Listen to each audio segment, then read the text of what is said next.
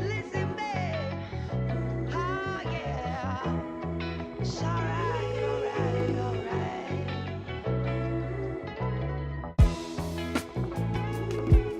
Listen, babe. Oh, yeah. It's alright, alright, alright.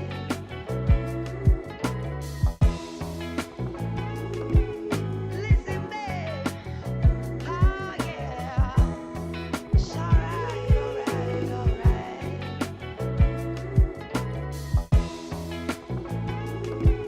Listen, babe. Oh, yeah. It's alright, alright, alright.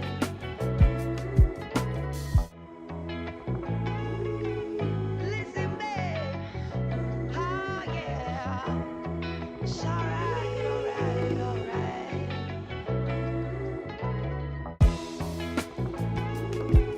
Listen, babe. Oh, yeah. It's alright, alright, alright.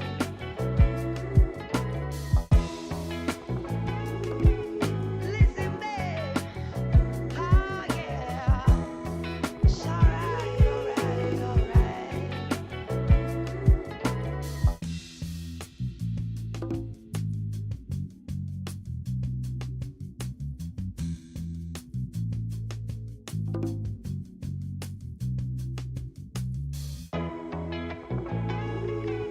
Listen, babe. Oh, yeah. It's alright, alright, alright.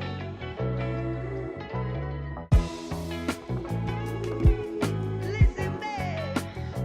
Oh, yeah.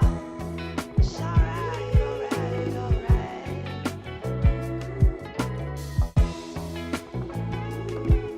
Listen, babe. Oh, yeah. It's alright, alright, alright.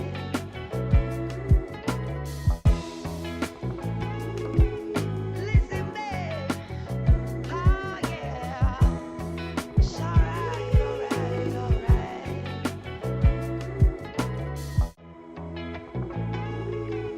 Listen, babe. Oh, yeah. It's alright, alright, alright.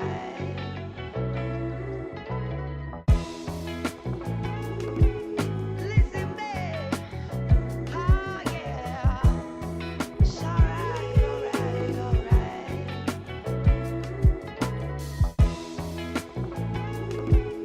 Listen, babe. Oh, yeah. It's alright, alright, alright.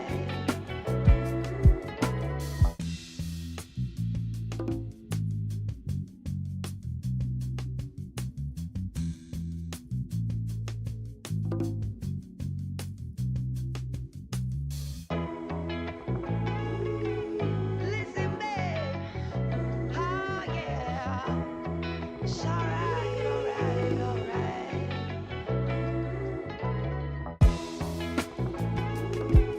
Listen, babe. Oh, yeah. It's alright, alright, alright.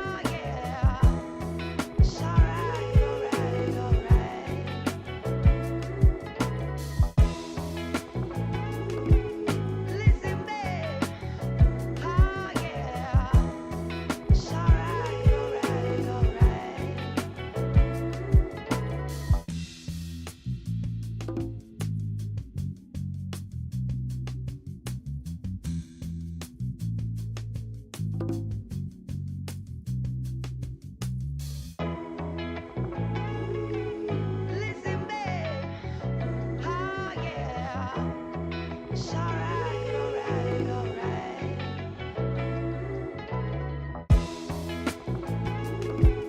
Listen, babe. Oh, yeah. It's alright, alright, alright.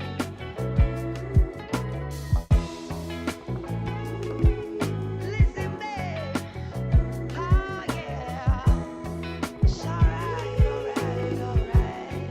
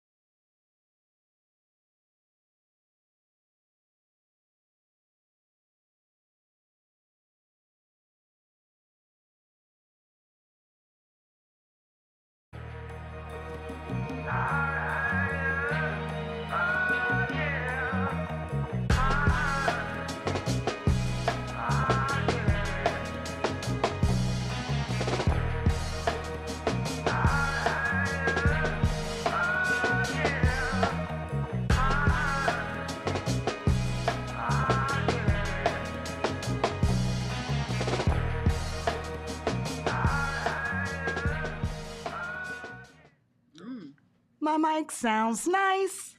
Check one. Hi, good evening, all. I'm Agnes, I'm Robin. and tonight we'll be teaching Hope Academy. Not. Come on, guys, the real teachers. Let's get schooled by some real people. I know folks at home was Right. wait a minute. Okay, I got it. It's changed. It's time for some change. We'll give you your seats. So first of all, everybody, welcome to Hope. This is another class, and tonight we have members from the McBride Wine Company and the McBride Foundation, and they're here. First of all, I want to say welcome to our guests, and this is part of the Hope family. We have about 90 to 100 people online, so folks online, make sure you say hi or throw up your thumbs and so forth and so on. But before we get started, I just want to introduce them and kind of give them a second to talk about their foundation, what they're doing, what are some of their goals, and what we hope to achieve as a team. So, anyone of you guys want to take a position on that? My mic sounds nice.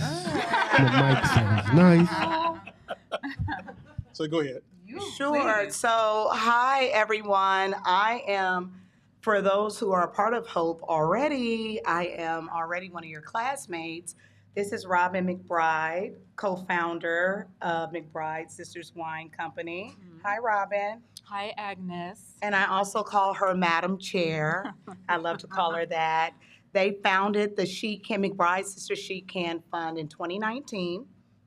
I started with them, joined on in 2020. That's right. And since then, we have awarded over $3 million to women who are pursuing either a professional career in the wine industry at either the entrepreneurship level or the C-suite level.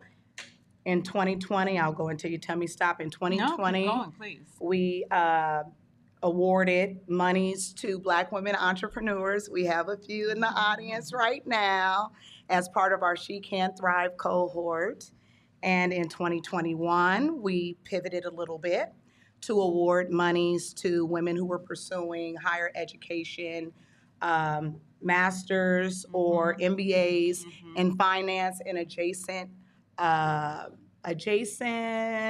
fields. There you go. And in 2022, we went ahead and we opened back up the portal and we awarded scholarships by way of Court of Master Sommelier and WSET to women who are in the culinary arts, esteemed women. Our application portal is nationwide and it's extremely competitive. So I'm so happy to see four of our She Can sisters in the audience right now, and all of you lovely ladies who are joining us via YouTube. Take it away, Madam Chair. Everything that you just said. Ditto. And you just said it all.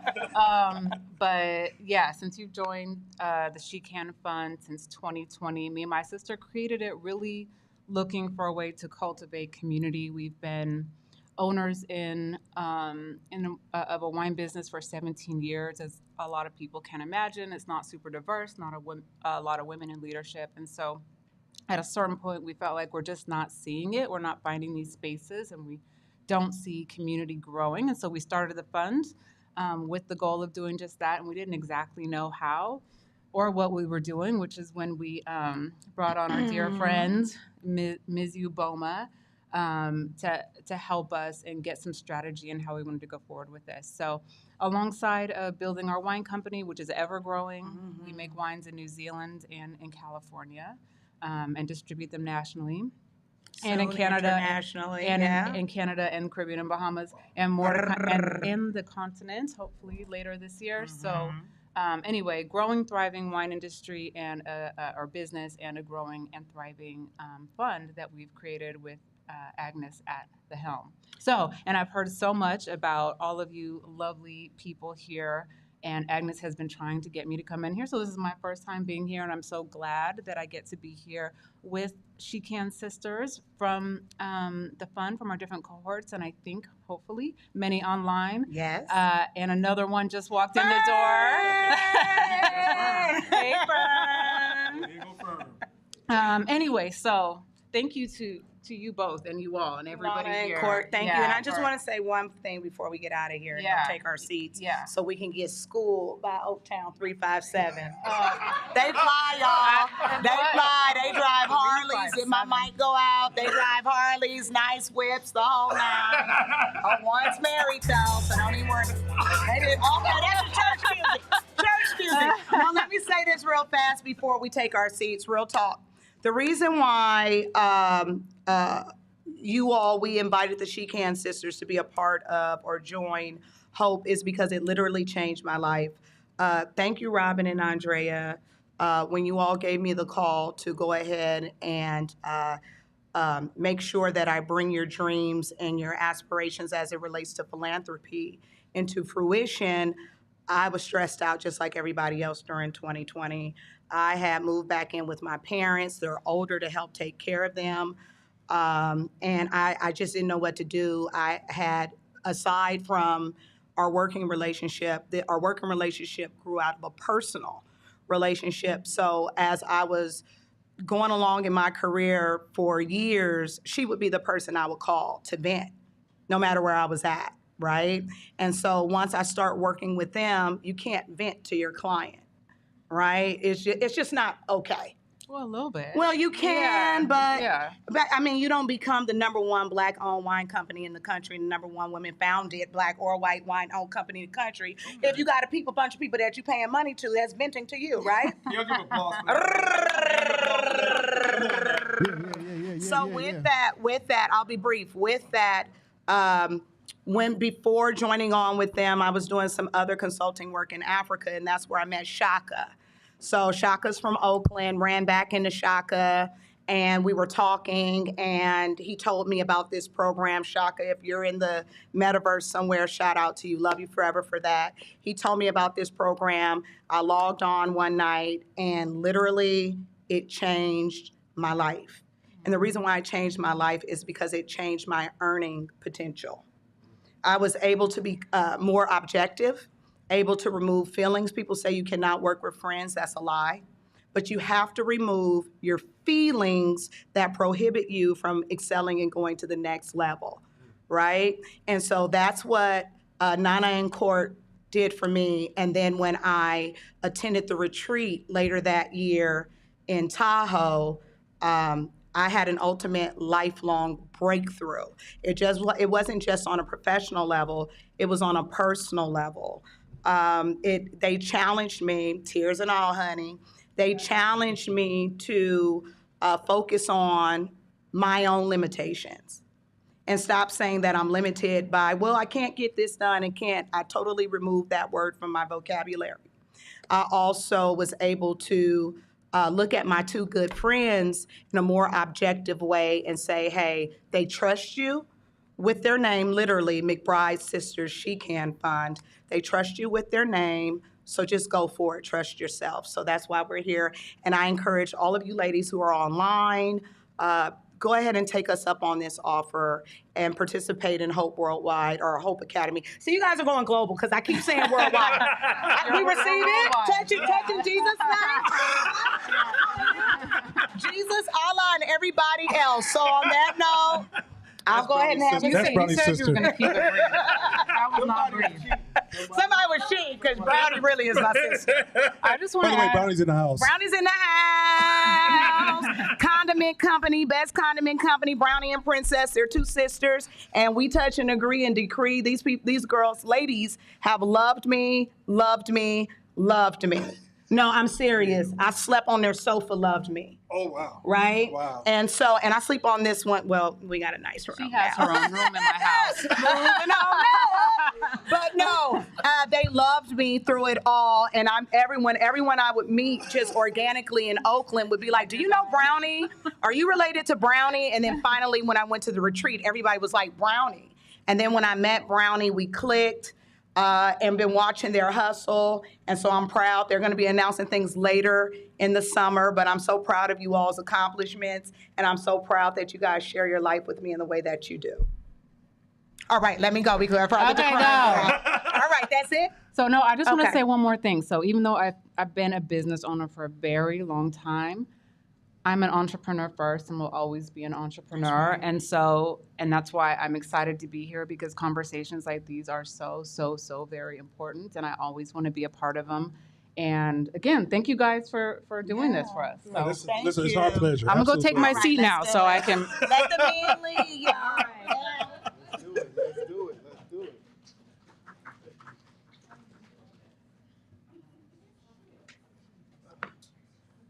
Can I say something real quick?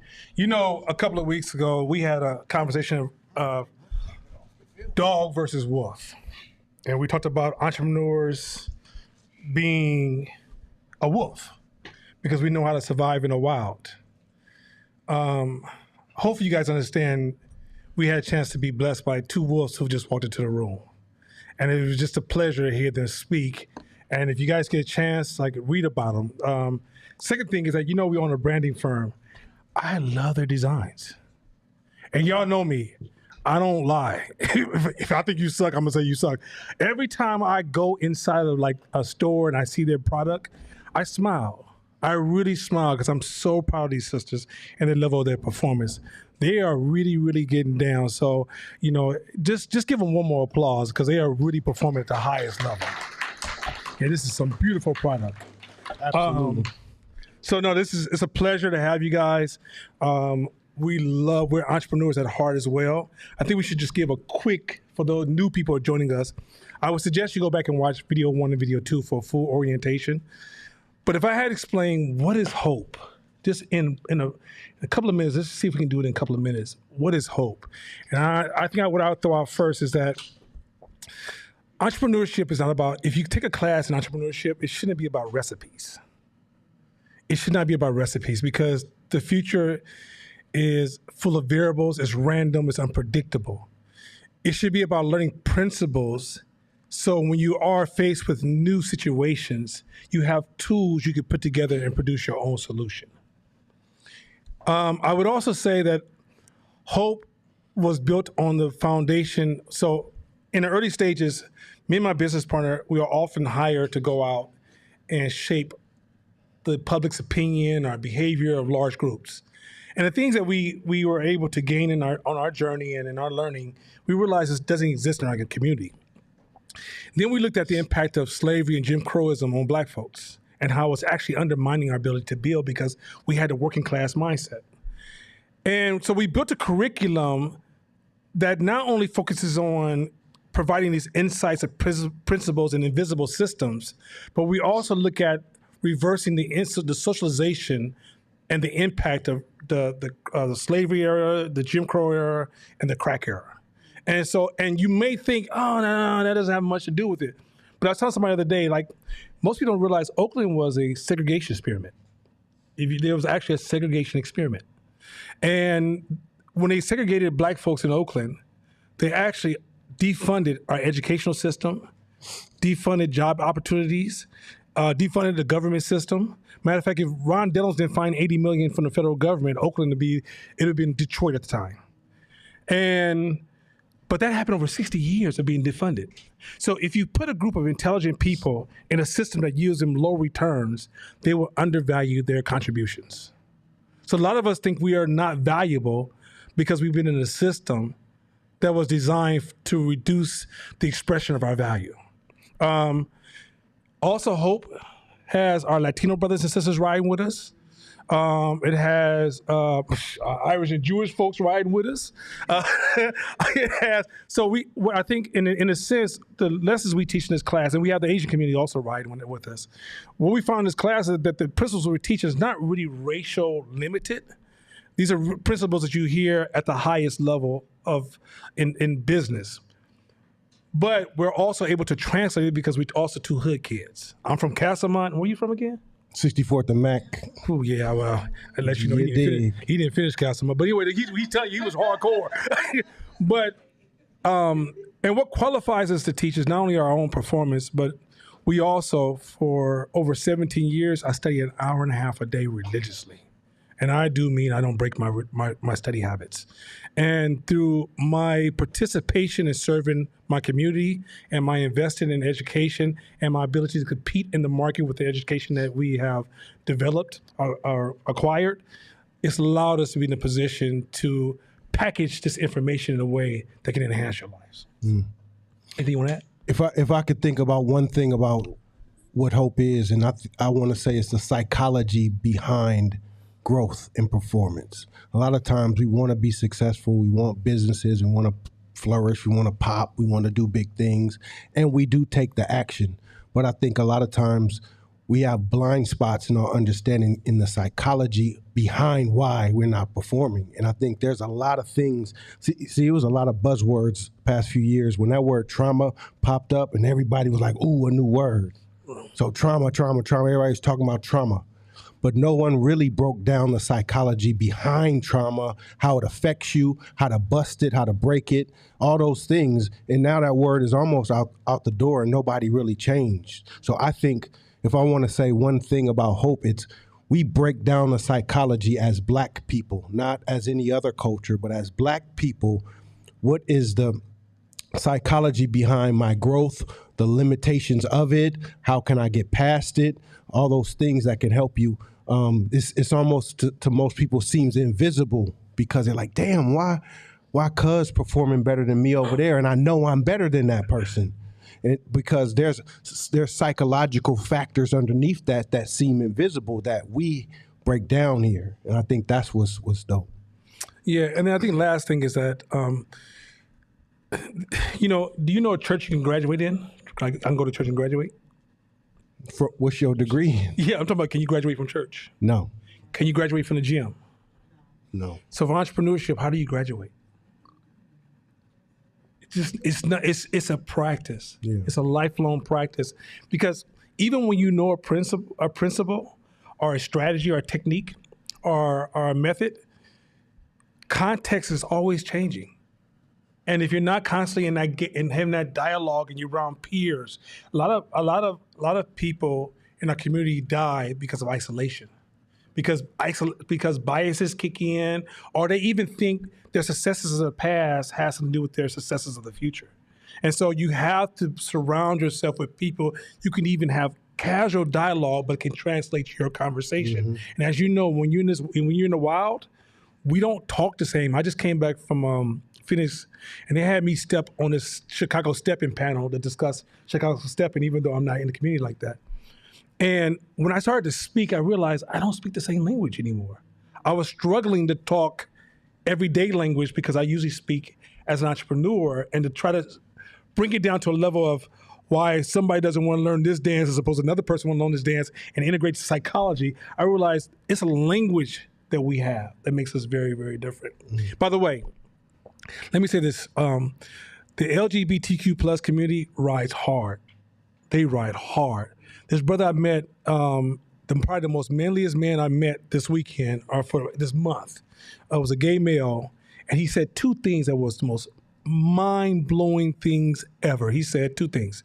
He said, one of the problems with young boys is we raise them not to be girls, not raising them to be men. That was the first thing he said. And I was like, okay, I'm gonna write that down, right? I was gonna share that with somebody.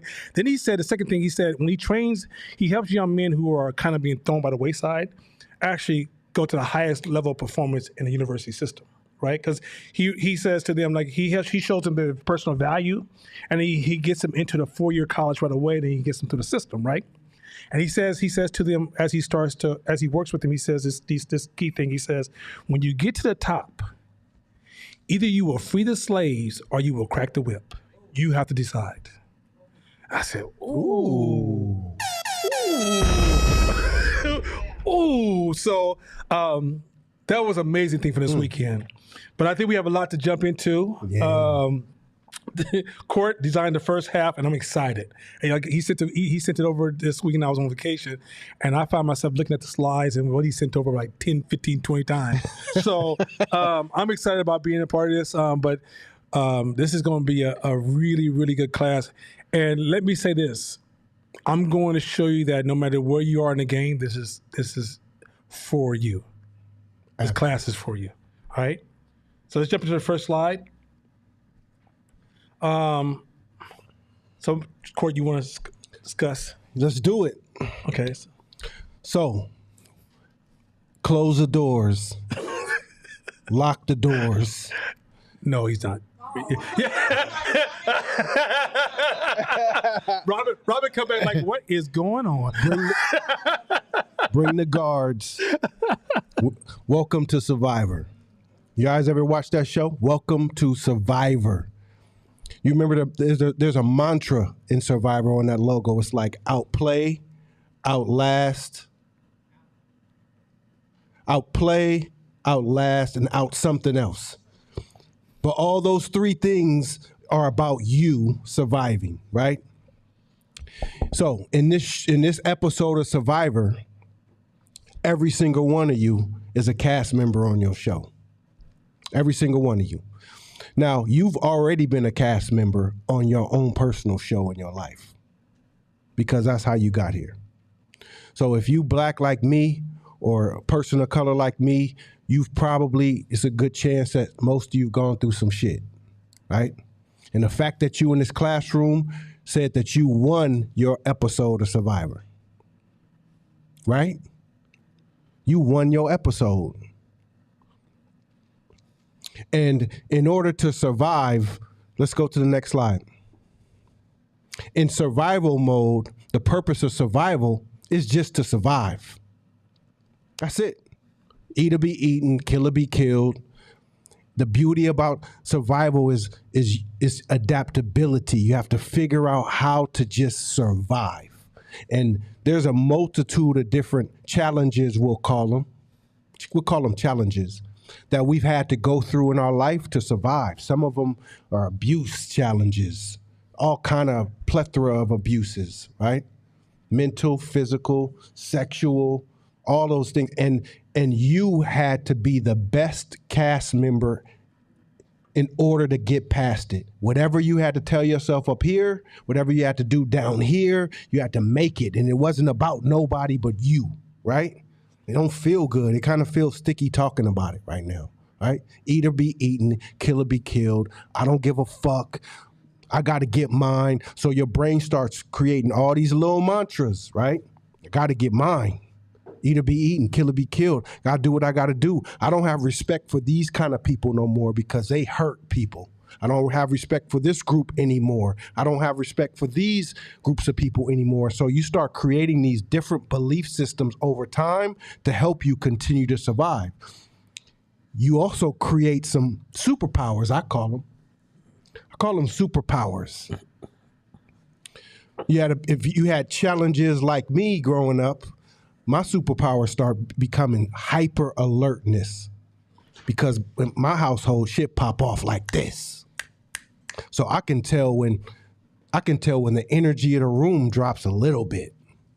Ooh, something ain't right. Oh man, bro was drinking a little bit too much. Okay, so let me tell a joke. Let me keep the mood light. Oh, that don't work? All right. You start being real creative. You get hyper alertness, some of you guys, hyper alertness. So there's certain superpowers that come with survival, right? But at the end of the day, it was about you getting through what you had to get through. Survive, eat or be eaten, kill or be killed. Next slide. Now, it's a beautiful thing. I don't ever want to take away surviving, because how you got here was beautiful. You made it. It took resilience, grit. There's some people who've gone through what you've gone through who didn't survive. They killed themselves, committed suicide. Some of us went to schools like that. Every year was somebody who passed away, did this, gone, kidnapped, got shot, got killed, and you're like, damn, another cast member gone. Is it gonna be me? Am I gonna make it? Am I gonna live to be 21? Because that's what happens on Survivor. right? So the more you think about that, the more cast members that get picked off around you in your neighborhood, you pulling up in your neighborhood and you see the yellow tape and you're like, who? That's my cross the street Nate. I was my partner. We played together. I could have been there. The more you engage in scenarios like that, the more you adapt more of the shit, kill or be killed, eat or be eaten, right? But the fact that you made it here is beautiful. So that's the beautiful side of surviving. Let's go to the next slide. Shabisha, you want to hit that? In survival mode, you have to focus on yourself and think about today, which enables transactional relationships. Okay, so again, which is not any of our fault, because in survival mode, most relationships are transactional. Most things are transactional. You're not thinking about the long game.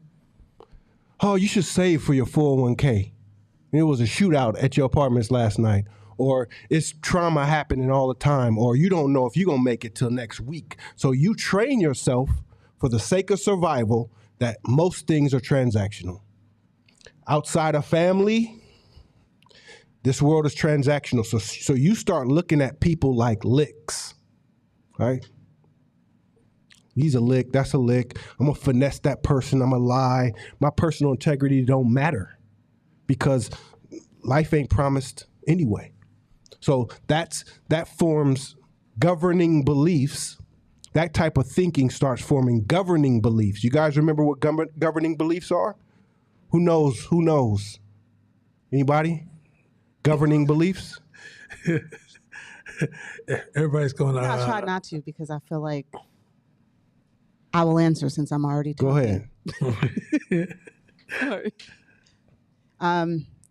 Governing belief is like a heuristic, like a rule of thumb. Like, this is how I approach everything in the world. So, for instance, men Are just dogs. whatever. Yeah, men are dogs. Women just want men for money, right? So that becomes how I move through the world. That is my governing belief, and I don't break from that. Yes, so governing beliefs are down deep. You don't even know they exist. You just move a certain way. Because they're formed in those years where you don't really got language. Your language isn't that exquisite yet. You just go based off your observation, and governing beliefs gets deeper and deeper down into your system. So now it's down there.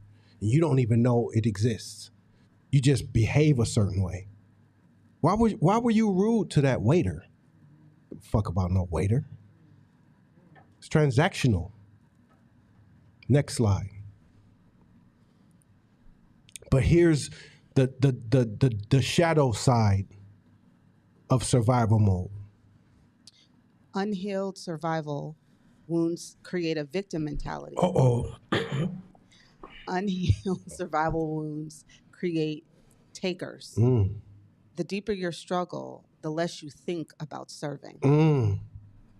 So now the byproduct, the byproduct of that survival mode starts manifesting themselves, because now you moved out the house. You're not a kid no more. You started your life. You're in school, you're at work, you're performing, and you're moving on as an adult past your trauma. But there's little lingering things that happen in a lot of us. And if you don't have a wolf mindset yet, or you haven't adopted it yet, and you're still figuring out life, you feel like you have a right to play victim. Hell yeah, I've been through a lot. I don't want to go through no more. And you start adopting the energy of a taker. Every transaction, every move, you taking. You show up to the party with a whole empty container, like he talks about. You show up to the party with an empty container because you're gonna take the leftovers. What'd you bring? Not a damn thing. Now, as he's going into this, I want you guys to think about this in two ways. If you were born in lower class or poor, even though you may be performing, you're still a victim of survivor mode. If you have a company with new employees, you probably have some survivors in your staff. And you have to, and if you don't, remember we said that one of the reasons you often don't learn from an interaction is because of distance. And some of us who are not in survivor mode may develop distance from those who are in survivor mode. So even if you're not in a situation where this applies to you, understand that these are people that you're going to have to manage at some point. And these are more likely going to be your community, your culture. Number two, I want you to pay attention as he creates this loop. It's a loop.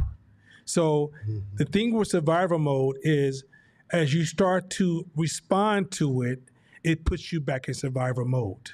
And as you respond to it, and so this is how you stay in your poverty loop, or you can't get past your middle class loop, or whatever that loop is.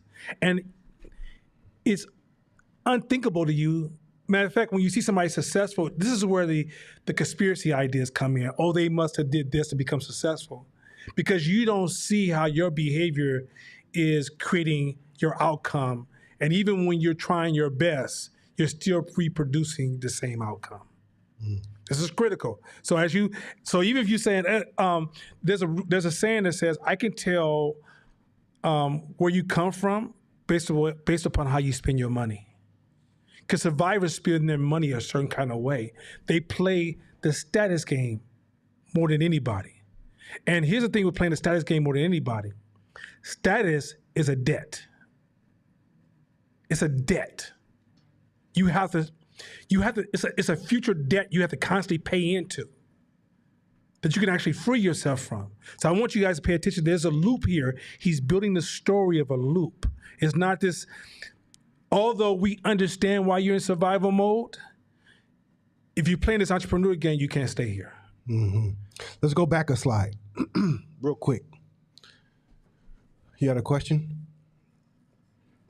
Oh, Somebody give her the mic. Oh, thank you, Shakina. So is that different from scarcity, like having that mindset of scarcity and being in survival mode? Scarcity is one of the tools of a survivor. But what he's doing is he's blowing out the character and the culture and the behavior on a broader scale. Mm-hmm. So let's go back a slide real quick to the Mike Tyson. The Mike Tyson? Okay. So everybody got a plan till what? They get punched in the face.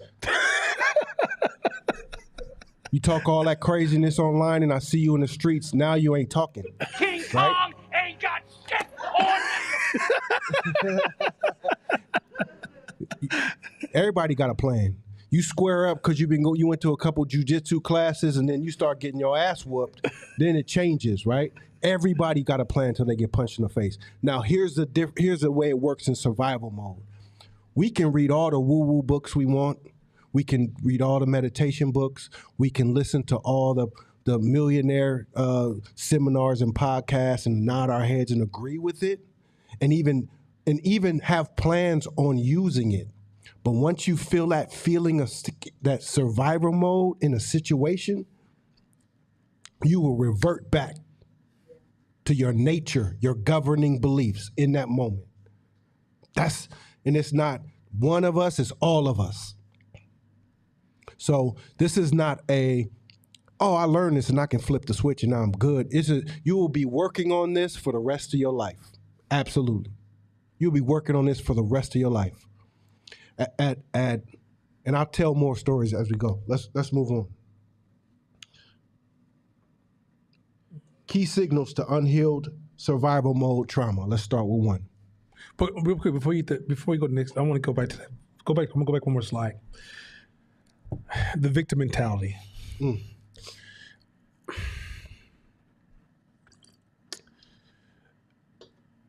The victim mentality also stops you from receiving feedback.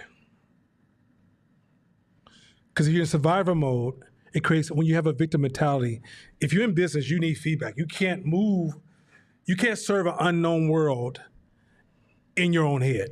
It just doesn't work that way. You're going to have to listen to the public all the time.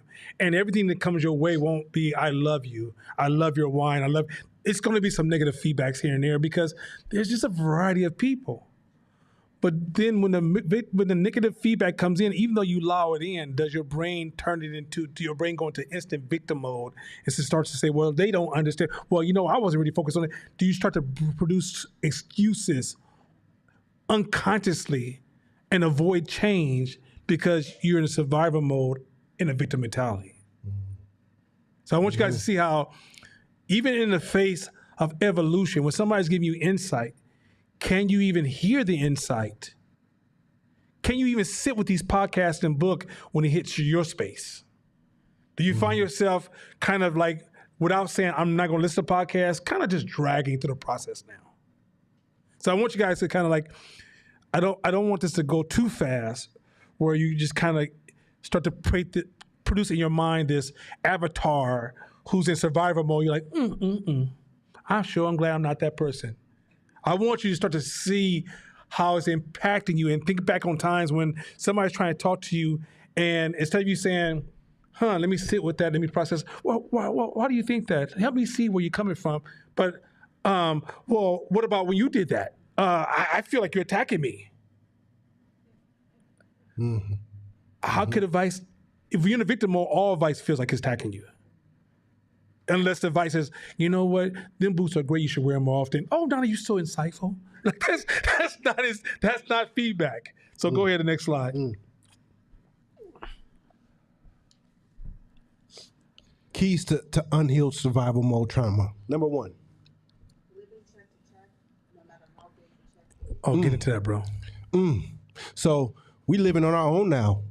As a kid, we said in our poverty, in our survival, one day when I get on my own, I'm gonna be a millionaire. I'm gonna take myself out the hood, and maybe you do. Maybe you go get you a great job that pays way more than what your parents made, right? Or maybe you build a business and you're doing excellent entrepreneurially, you growing. But at the end of every month, it's still zero. You're like, what the hell? All right, well, I'm gonna make more money or get a raise. I remember when I first got my good job in tech. I made more money than my mom, everybody in my neighborhood. I'm doing big shit. A year into it, I'm like, damn, I have to request for overtime now because I didn't filled up my check. That overtime money started becoming mandatory overtime because I filled that up too. Got a raise. Next thing you know, I'm having to force myself to make more money because I'm living check to check no matter what I'm making. Because the survivor mode is kicking in. Because guess what? Subconsciously, your ego don't give a shit about whether or not you balling or not. It just wants you to survive. So if that system worked and you lived, it's going to continue that system. It's going to continue the system. So if you're like, man, I'm making $100K a year now, my bills are 40, it's going to fill that void for you. You're going to buy new shit, start posturing. Next thing you know, your bills is at 98, 99, 999. Because survival mode supersedes the check. Because some of us thrive. We're more comfortable in survival mode. Let me add another thing to it. So here's a behavior that shows up when you're in survival mode. You don't think long term. What is wealth?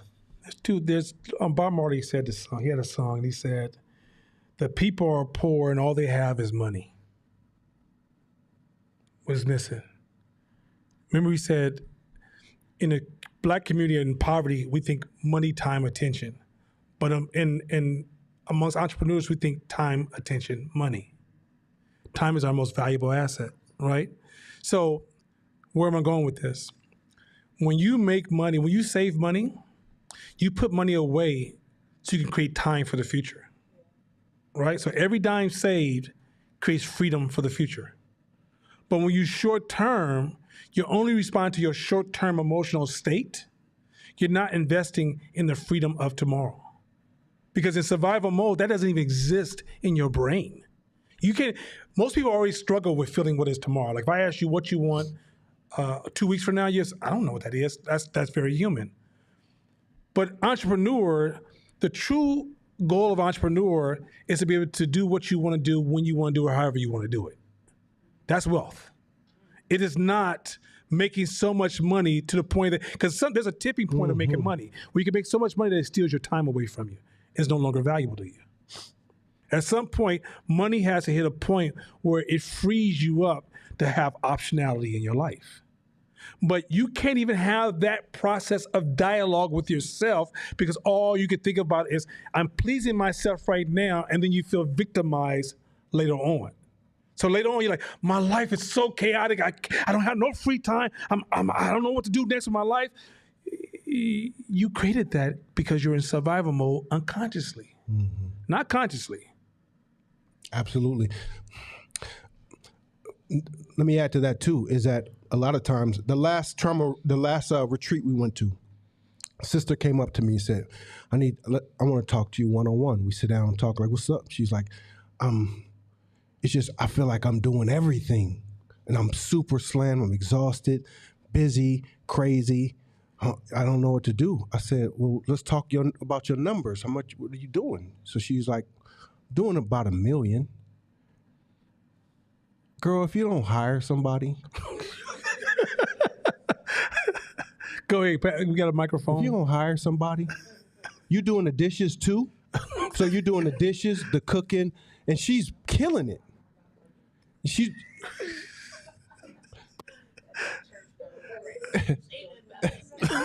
This ain't about them in red, sisters.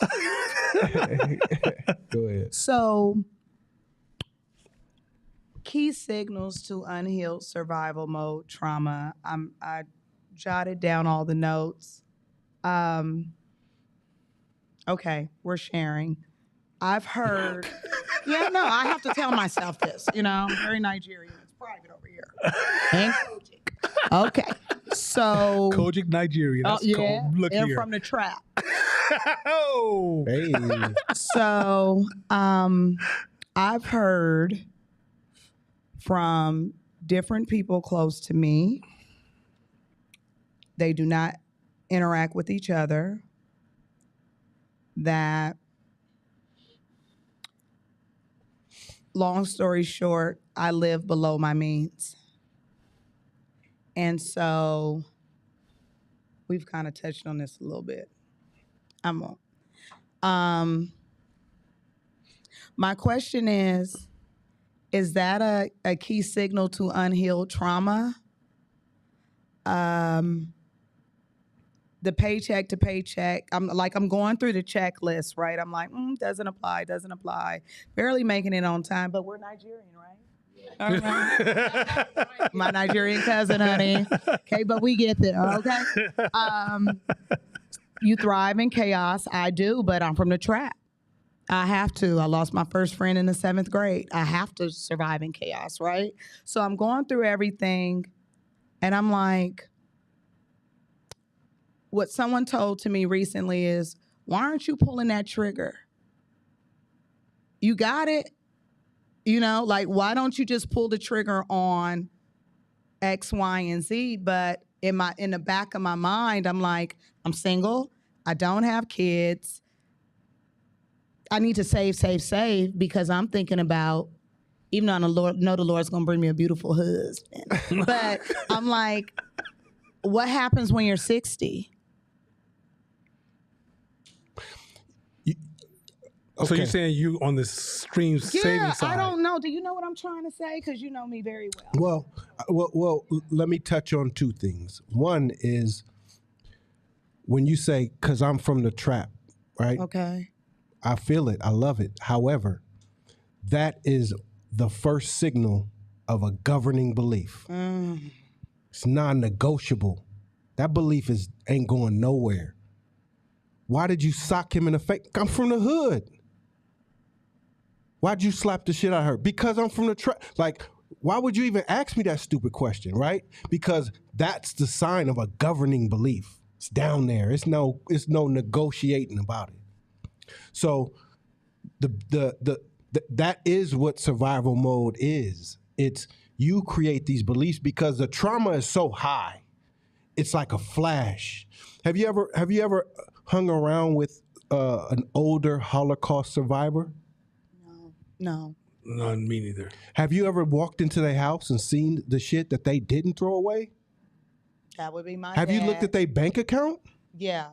Because trauma in survival mode creates the antithesis of what you went through, which creates those superpowers, but also those shadows. So some of those reasons come down to your survival mode. It's part of it. And the thing is that with some of those characteristics that we can be proud of that works for us now, remember we said that as you grow, what worked for you here won't work for you here? Yeah. Sometimes that also keeps you just here. Yeah. So in the end, it's like you never get a chance to fully soar and explore your possibilities, even though you think you have all this pride in where you come from and these stories that you've conjured from this trauma of the experience. You don't realize it's actually that hidden glass ceiling that you won't understand. You'll keep thinking, why am I experiencing this? Why is this friction point? I have bad luck. You'll give all these explanations. Oh, I'm a Libra, or you'll use some kind of sign, some type of example, right? But ultimately, what it comes down to is that there's this deeper story, this deeper governing belief that's really shaping your destiny. Mm-hmm, mm-hmm. Let's go through all the rest of them, and then we'll speak on them. Mm-hmm. Number 2, barely making it on time. Number 3, you thrive in chaos. Number 4, last minute planning. Number 5, always getting projects done down to the wire. Number 6, escapism. Number 7, no pain, no discomfort, no stress. Number 8, 0 to 100. Number 9, jealousy. So you living on this thin line. And anything that comes in disrupts that thin line, you get that. Other thing is you didn't been through enough. You don't want no pain. Everything got to be comfortable around you at all times. Work out. I mean, work out. That hurt. I got to sweat. Because your life now, because you feel like you've endured enough, you don't want to put yourself through no more pain. And if somebody confronts you about a truth, escape, get out, you go away. I don't want to talk about it no more. I'm done. I'm out of here. Right? These are things that it's not necessarily your fault or it's about you. It's just signs that you have survival mode in you. That's all. We was on in Phoenix, and we were at an arcade with my daughter. Now, my daughter's she's a COVID daughter, so she was born in the house, right? So we're out having a good time, lights flashing, sounds going off. About 1 hour into it, she's like, I'm over this, let's go. And she's 4. I'm over this, let's go. I said, where you want to go? Let's go home, sit on the couch and watch some TV. And I said, wait, what? Candy, stuffed animals, video games, French fries, that's your favorite. Too much. I'm gonna go and watch TV. Plus the Proud Family got a new movie I wanna watch. Right? And I'm sitting there, but because she's a COVID child. And during COVID, we were at home a lot. So in her mind, that's her default space. Disneyland, when we was in Disneyland, 2 hours into it, she's like, when we going home, right? The same thing when you've been in survival mode, you know the famous story about the fish? And they're in the water, and the one fish passes by and goes, how's the water? And the fish look at each other like, what do you mean, right? Survival is our water. And sometimes it even gets dirtier and dirtier and worse, and we don't even adjust. We're so used to surviving, we don't even adjust our behavior. Like pay attention. If you pay attention to systemic racism, okay, guys, I told you, I hate low frequency racism dialogue because it takes your eye off the prize, which is systemic racism. If you watch systemic racism over the last 20 years in the Bay Area, it's done this stuff like this. There's been some real intense moments. And many why we when our most tense moments, you know what most of us was doing? Partying and doing the same thing we did the week before. Because we learned to adjust because we're in survival mode. We can't even sense when the water is getting too hot. We end up dying in boiling water because we don't even realize the environment around us is wrong. We can walk through neighborhoods and not even notice that this street should not be like this because we're in survival mode. So we even numb our vision, our hearing, our desires, our feelings, and everything because we learn to adjust, and we think that that is okay. It's okay. And whether you know it or not, now this is I'm not sure. Make sure this is not one of the slides. I don't want to get in front of the slides. Okay. Survival mode makes you weak. Makes you weak. Matter of fact, I could tell you something that a lot of entrepreneurs will say to people in survival mode. They're whiny. They're whiny. You know what's wrong with the world? You know what's wrong with this? I just feel like I can't never get ahead. I don't understand what shit happened to me. I had a rough day today. You're whiny. And you don't know you're whiny because you hang out with other people who are whiny and they're in survival mode. And so it seems normal because survival mode tracks survival mode. People who are not survival mode, it's kind of hard to be around you because we feel like you're producing your own problems. We're watching you because you have short-term attention, short-term memory, short-term thought. You don't see causation really well. You don't see patterns really well. So when you do something over here, and then when the rooster come home, what's the famous Malcolm X, when a rooster come home to roost, you don't see that you participated in the process. Because you're such responding to the impulses and the emotions, all of a sudden you're literally creating imprisonment and wait for your future. And then when the future slams on you, those of us who watch you in the process of decision making, we don't want to hear the conversation no more. Because if we try to talk to you while you're in that process, then you'll feel victimized. So then we have to sit back and just watch it. So then what we do is we avoid it after a while. We just avoid you because it's kind of hard. So at the end of the day, it's not that because we're going to get to some solutions. It's not that you're a bad person. I don't want you guys to say, oh, I'm evil, bad, corrupted, or damaged. No. You're not damaged packages. You're just in a mode that you have to become aware of so you can start to exercise practices to shift your awareness, your consciousness, your mindset, your mode. Yeah, and just keep in mind we're painting a picture, right? So this is a setup. So this is a setup. So let's keep going. Oh, we got to get his hand up. Oh. Yeah, go ahead. Yeah, go ahead. The one thing that sticks out to me aggressively is number 7, where it says no pain, no discomfort, no stress. And the reason why that sticks out to me is in my head, my first word thinking is oh, I practice pain and discomfort all the time. Literally my job is pain, parenting, pain. But then there are some areas where I'm just I've been to way too much damn shit. I'll punch you in the mouth if you cross this line. But that opening phrase, I've been through so much. No, I know. Yeah. And the thing is, I know it's a survival mode. And so there's this dichotomy happening in my head where I'm just I can be really strong on some fences, but then there's other fences where they're I'm weak. They're blind spot. Well, and I don't even necessarily know that they're blind spots because I know they're there. But when I get into battle, I'm that uppercut and that right hook ain't gonna work because they hit me on the left side, and so I'm good over here, but my left side it's over. What do you how do you approach that? Well, I'll say most of us don't even have that awareness. So the first step is awareness. Awareness sometimes can be curative, not all the time, but just knowing, because now it moves from a governing belief, a blind spot, to now in the Johari window, for those of you in the class, it moves from the blind spot section to now I know. I haven't quite yet figured out how, but it's in here, right? And so there's tools that you can start applying once you are aware of it. Man, now, that's what that is? That's what the jealousy thing is? That's what the no pain, no discomfort? Okay, hold on. I'm running from this because I feel entitled to no more pain. I'm entitled.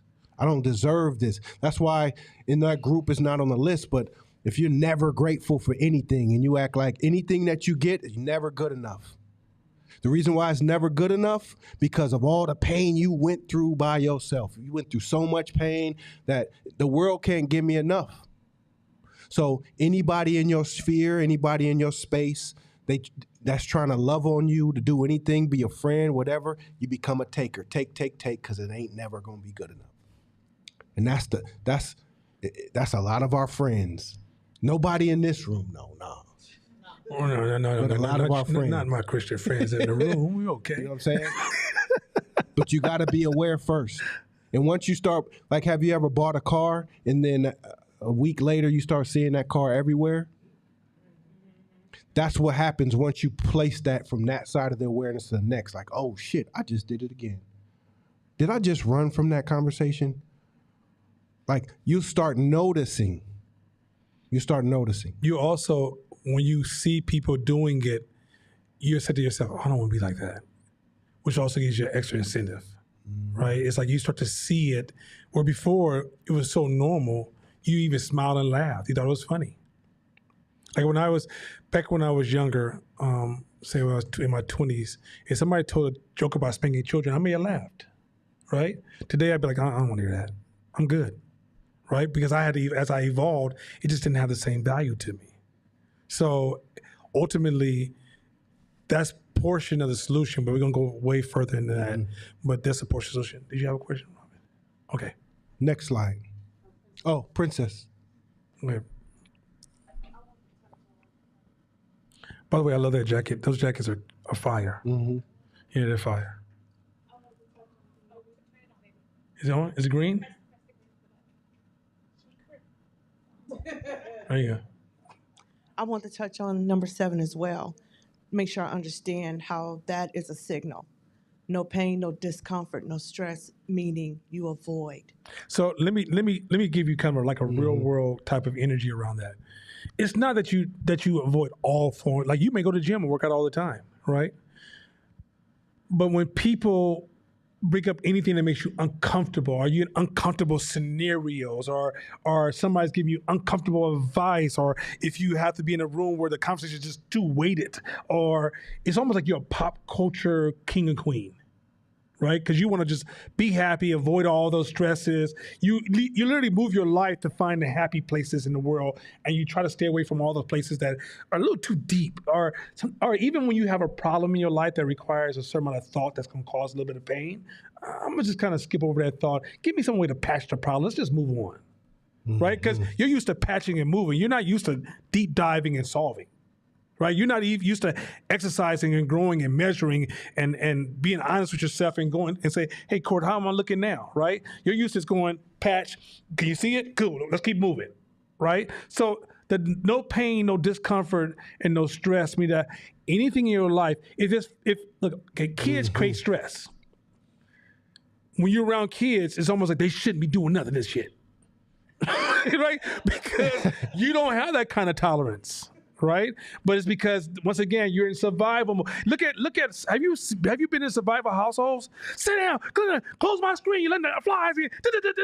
You're like, do you really scream at your kids like this all damn day? He's 1 year old.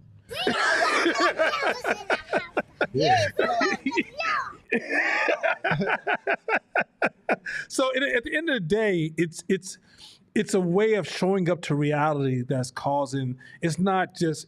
You when you had a child, you obviously felt pain and stress, but you have this idea that it should not exist.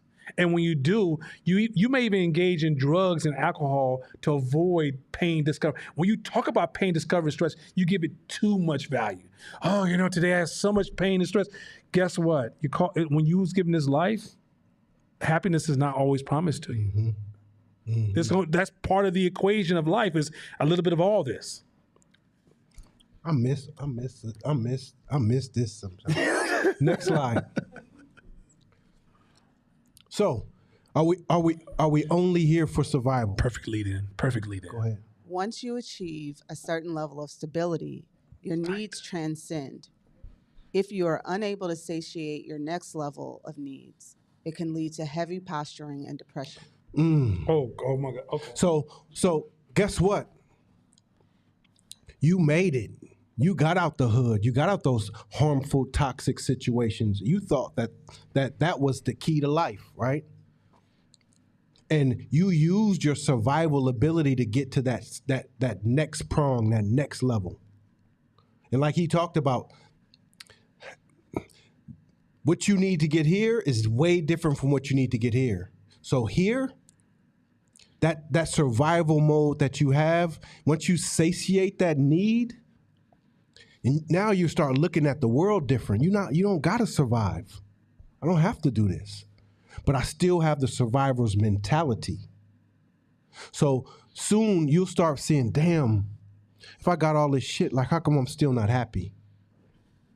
How come I'm still depressed? How come I don't have people around me that love me for me? How come I don't have a fulfilled life? To keep it real, you buy too much shit. And you try to buy everything, all the Jordans you didn't have. You just buying too much stuff. But because, okay, I'm not saying you should not, all human beings should experience things they desire, want. And so we're not talking about scarcity. We're saying you're trying to buy your happiness. You're trying to, so when you go outside, I never forget the first time I bought a nice car. And I was convinced I was gonna get in my car and there was gonna be like a parade, all my friends sitting on the side clapping. And when I drove home, nobody saw me. I'm talking about for the last 6 months, nobody cared.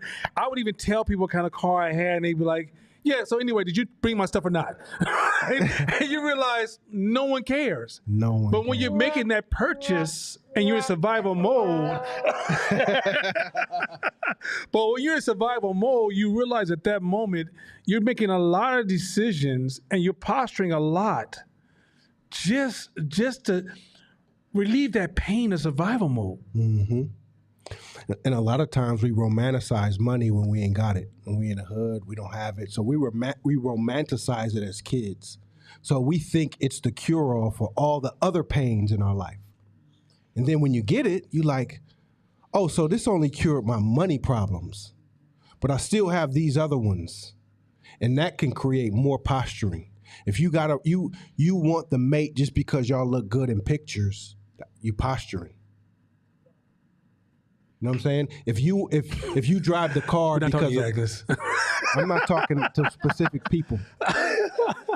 Because at this point you try to keep leveling up the look because the internal governing beliefs are there's voids there, it's nagging, it's hurting in this depression. That's why you're like, damn, why did that superstar commit suicide? Because what they used to get there, they couldn't figure out that those governing beliefs and survival modes was nagging away at them. And that's what we're talking about. And you'll see why we're doing this. This is going to talk about entrepreneurship. Yeah. We'll see. It's a reason why we're doing this. Next slide.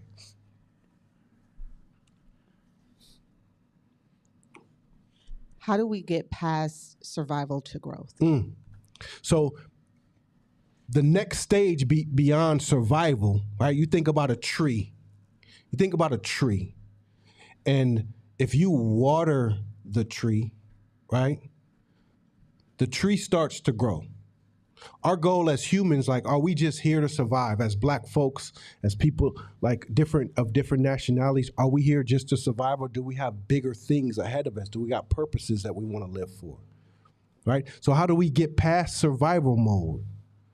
A lot of times our mindset feels like this is all the tools that I need, but we know that there's more. How do we get past it? We want to grow our business. We want to have a happy family. We want to have children that's not traumatized by the shit that we went through. How do we do it? And you know what's so messed up? The things that we know we deserve and we want, survival mode keeps taking them away from us. It takes us away from us. Because if you're a taker and people are transactional, then what happens is that you will not make long-term investments. Long-term investments. And long-term investments is where the value is really at in his life, right?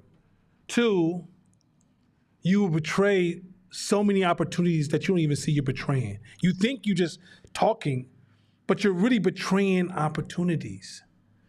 So remember, I'm not going to get into the further part of it, but it's almost like as soon as you may have a hype cycle where you actually, grow because everything in society positions you where money just comes your way. It's like the lottery of life. But somehow you'll work yourself right back in that position because you're in survival mode. Mm-hmm. And it's the coldest game you will ever see. And if you watch, matter of fact, a perfect example that you see it all the time is hip hop artists. Because they're in survival mode, they work themselves right back down to that space. Mm-hmm. Right?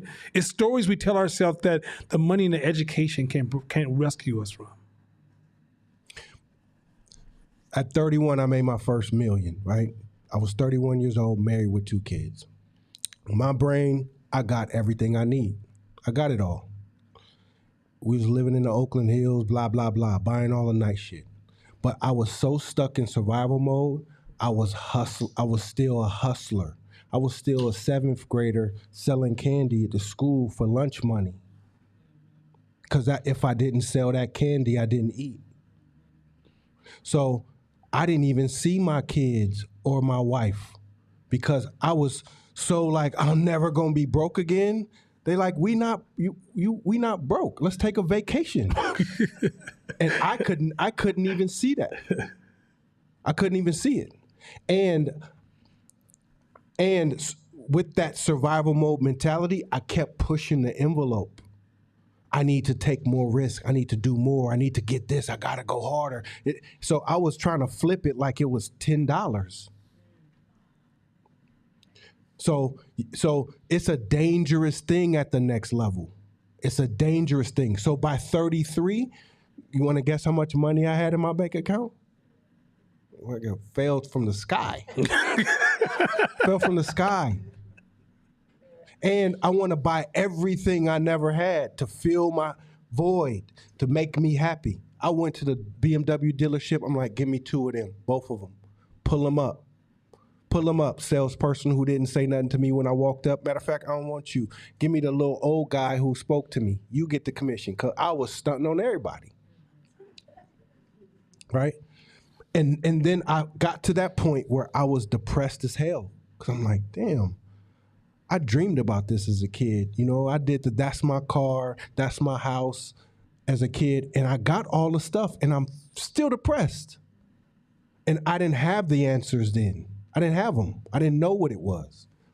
So the question is, how do you get past survival to growth? Not financially, not monetarily. It's up here and in here.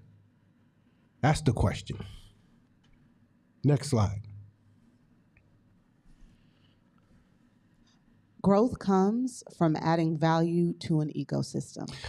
Oh, shit. Like daily watering a plant. What? Are we back here again? Growth comes from adding value to an ecosystem. Let me explain this so I can jump into it. Go ahead. So it says like daily watering a plant. If you are the person that walks up to a plant and waters it every day, how valuable are you to that plant? Can the plant water itself? It relies on God and the rain if it's outside.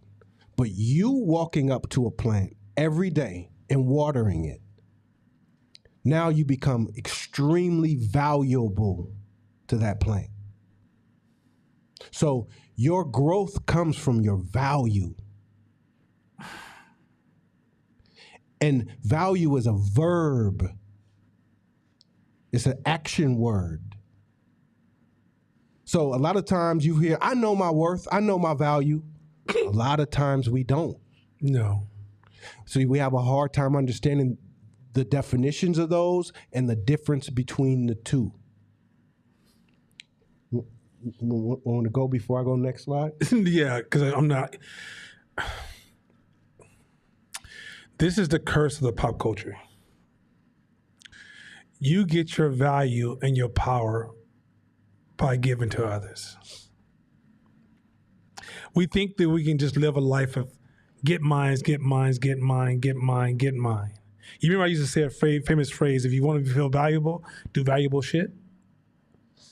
As you give back to others through reciprocity, the world gives you value. But if you give nothing to others and just survive for yourself, the world doesn't even recognize your value. So at the end of the day, your value depends on your investment into others. So a lot of us are walking around fragile, emotional, about to break down. We lack the investment into others. It is not something, value is not that you sit on a mountain by yourself in isolation and think because you chanted, you come off that mountain and you recharge your valuable battery. It doesn't work that way. We are herd animals. Here's the thing that I love about this concept. We don't get to dictate our nature. We don't get to just reinvent that. You can watch all the TV in the world, you don't reinvent your nature. What makes our life so damn amazing is that we are designed to improve the herd. Even in the Christian Bible, it talks about how do you serve God? And it says by helping who? Your brothers and sisters. Can I get a amen? But yet we want to seek value from stories we tell ourselves, or we're in survival mode. So if I get more money, somehow you will just project value upon me. But your money's not valuable to me. I'm not spending your money. But your impact and how you show to society, look, teaching this class, so I've been activist since I was 22. And, in the early stages, I was that guy who walked around and talked about what you should do. And that didn't give me any value. But when I started to serve people and change people's lives, the first year I had taught this class, I almost cried once a month because somebody would give me this thank you that just I didn't even know how to process it because I never experienced it before. And it humbled me to a point that I wanted to dive deeper into giving. I wanted to dive deeper into being in a position because I realized the power was given me. Now, here's an ecosystem in this. So then you inherit this power from giving that you're able to utilize when you're sitting in rooms with other people, right? So now you've empowered. So somebody tries to say, hey, you ain't nothing. You're like, whatever, man. If somebody's even used a racial comment towards me, who are you? See, I got this value being poured into me. One person can't disrupt this foundation. A person can give me, that old saying, sticks and stones may break your bones, but words will never hurt you. When you give value, you get the strength to weather that storm. Mm-hmm. But when you're in that position where you're just living for your selfish self, you're losing the power of the herd that empowers you. Mm. So everybody's like, I feel like I'm not good enough. Are you showing up? Pop culture got you fucked. It tells you all about individual and do what you want to do. You don't need to respond. No, you're a herd animal. You don't get to do that. You don't get to do that. When you have a child, some of y'all don't have children, so you don't realize the power of the herd. Maybe you do have the children, still don't understand the power of the herd. But when you send your child into the wild, you realize, oh shit, society, that's the herd you're supposed to be working on. All of us. The society's not designed to make our lives better. We're designed to make society better. And that's where you get all your power from. So there's this empty process of pop culture, which is just be happy and just chase money and just buy the newest trendy thing. But all these people are running around empty and they're fragile. Yeah, well, do we agree that Black women are some of the most valuable women on the planet? So I can, first of all, let me say something real quick. Y'all know I done told y'all for years, for the new students, let me say this again. I always say that when Fight Team Media decide to get a storefront style business, we're going to build a Black woman as a statue because we're not here. We're here because of Black women. Man. My success, my millions came from Black women having our back. my first big contract was with the vice president of Genentech, and man, I was a low bottom rookie in the game, and man, she just held my hand, and to this day, if she called me right now and say, after class, I need you to come out here and carry some rocks from one side of the room to the other room, Nana's on his way. So I want to reaffirm that. Go ahead, bro. Absolutely. So how many single parent homes, how many grew up in a single parent home? Single parent home. Even the ones who didn't, we both will agree that women's value is incredible. The ability, what they did with us affirmed their value. Not what they said, not how they stood, not how they spoke. It's what they did, how they showed up for us, how they took care of us, how they incubated us, how they fed us, how they made miracles happen plenty of times from their actions, right? So the result of their value is us. We may not, some of us would be like, well, my parents didn't do this, didn't do that for me. Look at you, you good. You good. You good enough to take the baton and keep going, right? Because they did an incredible job with the resources that they had, right? The affirmation of their value as a parent is you.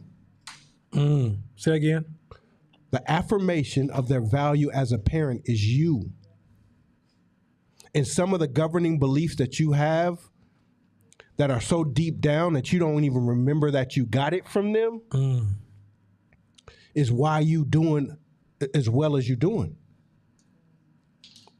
So remember that value comes from, growth comes from adding value to the ecosystem, what you do. Now, the beautiful part about adding value to an ecosystem, if you guys know about ecosystems, say a jungle somewhere, it doesn't need anything else because it has everything it needs. It has its own rain.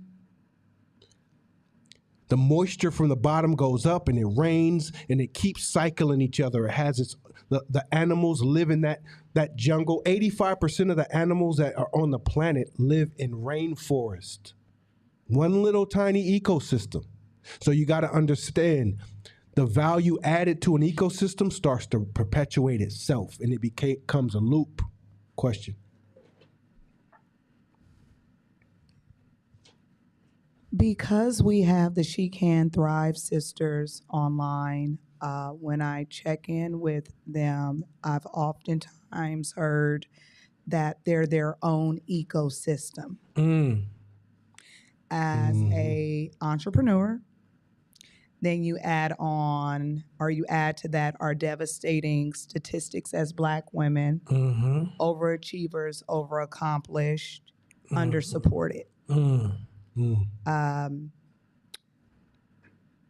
So in my mind, I'm visualizing a few of them saying, this is a rich conversation.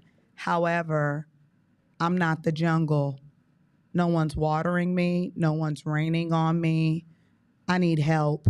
I'm smart. I may have student loans. Who cares? I may have even cracked $1 million last year. So we have some online who has exceeded well over that.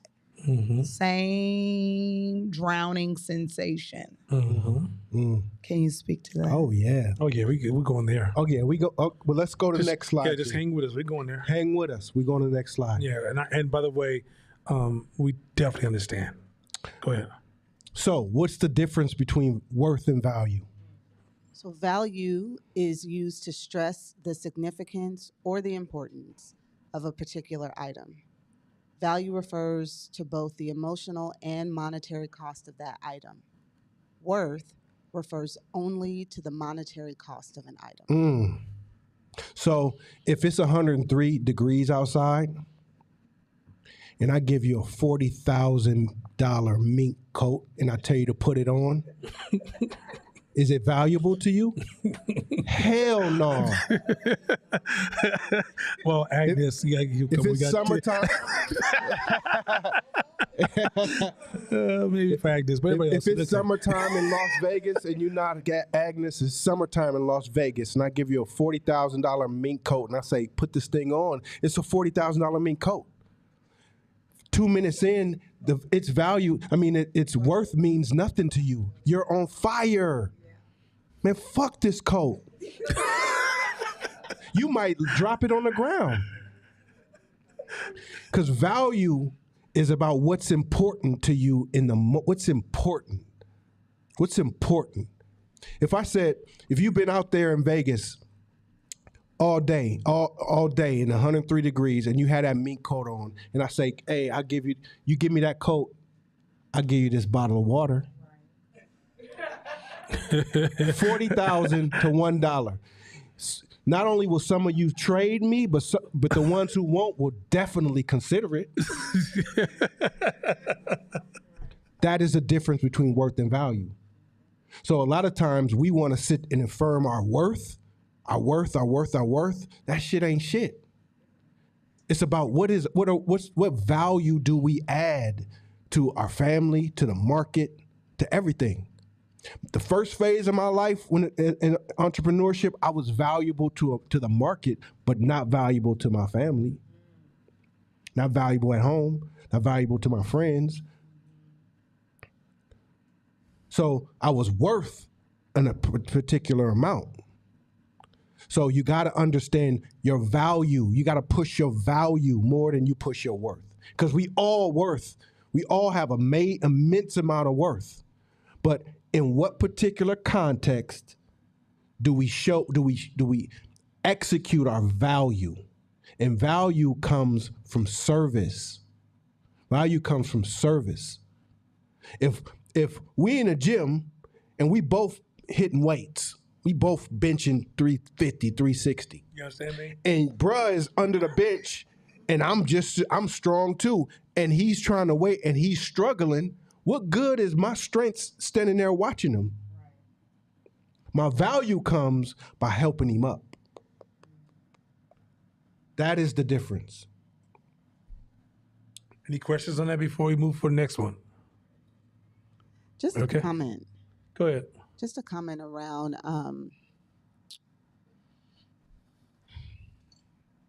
self-value. So me and other friends of mine, other peers of mine, right, worked very, very hard to increase our value in the spaces that we were in. Didn't spend a whole lot of time investing in self-value.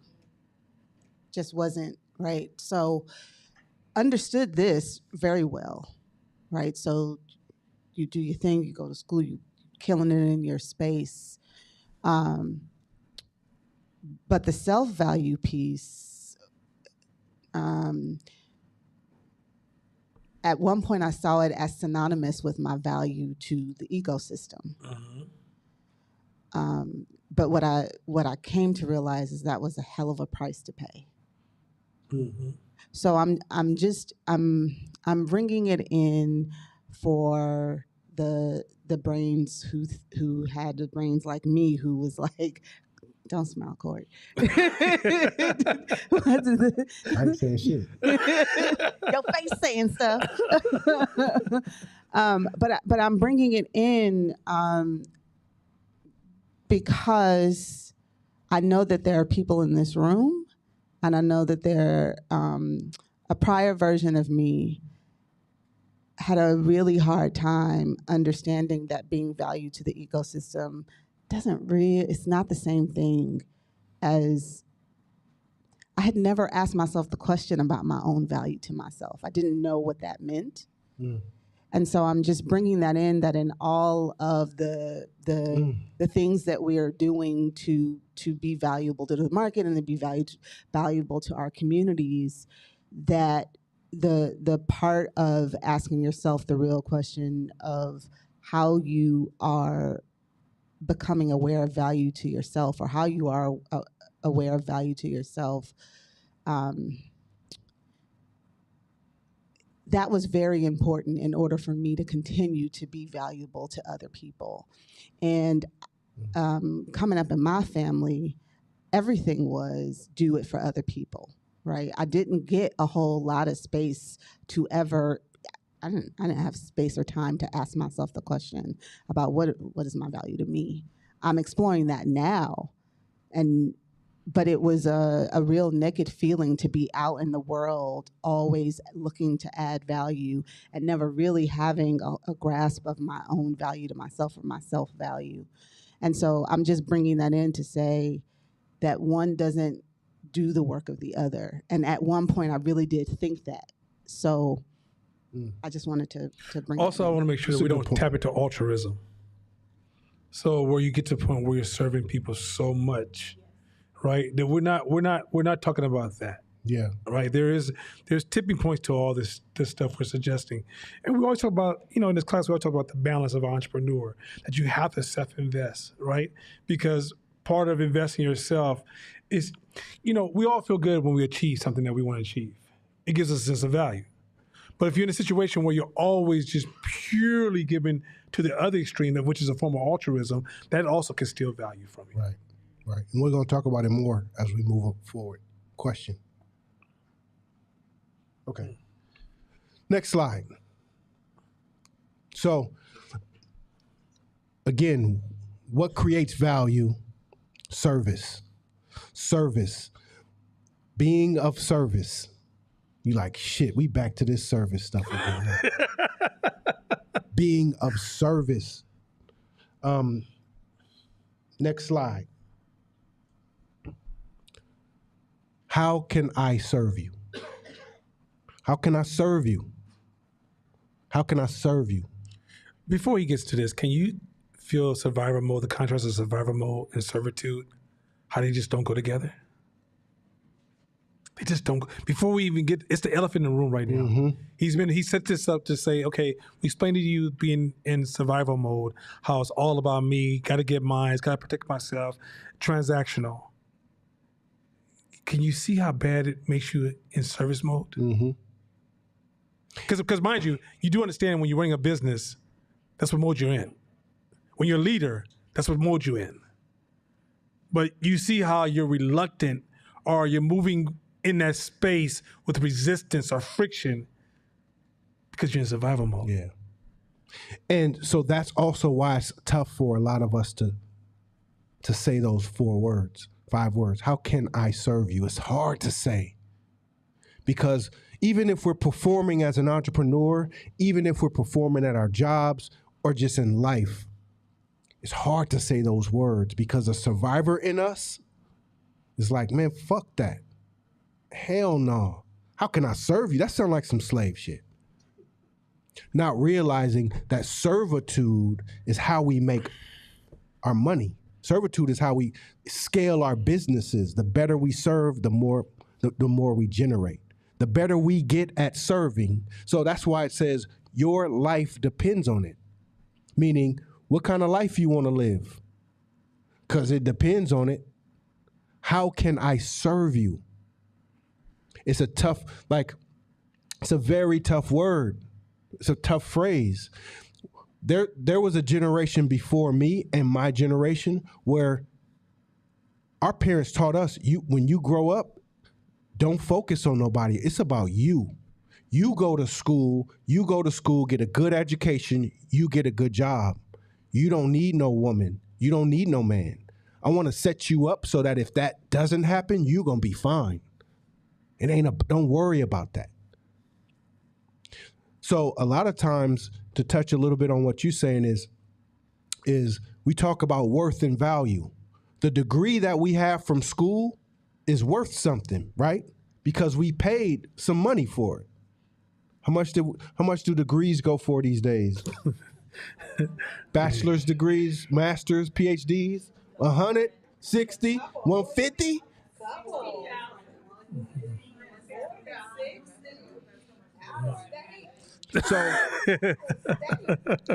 So you see how Degrees have worth because they have a monetary amount next to them, right? So that's why we'll tie so heavily to them. I paid $100,000 for this degree, and you mean to tell me none of that? In entrepreneurship, it don't work, because it don't have value in this context.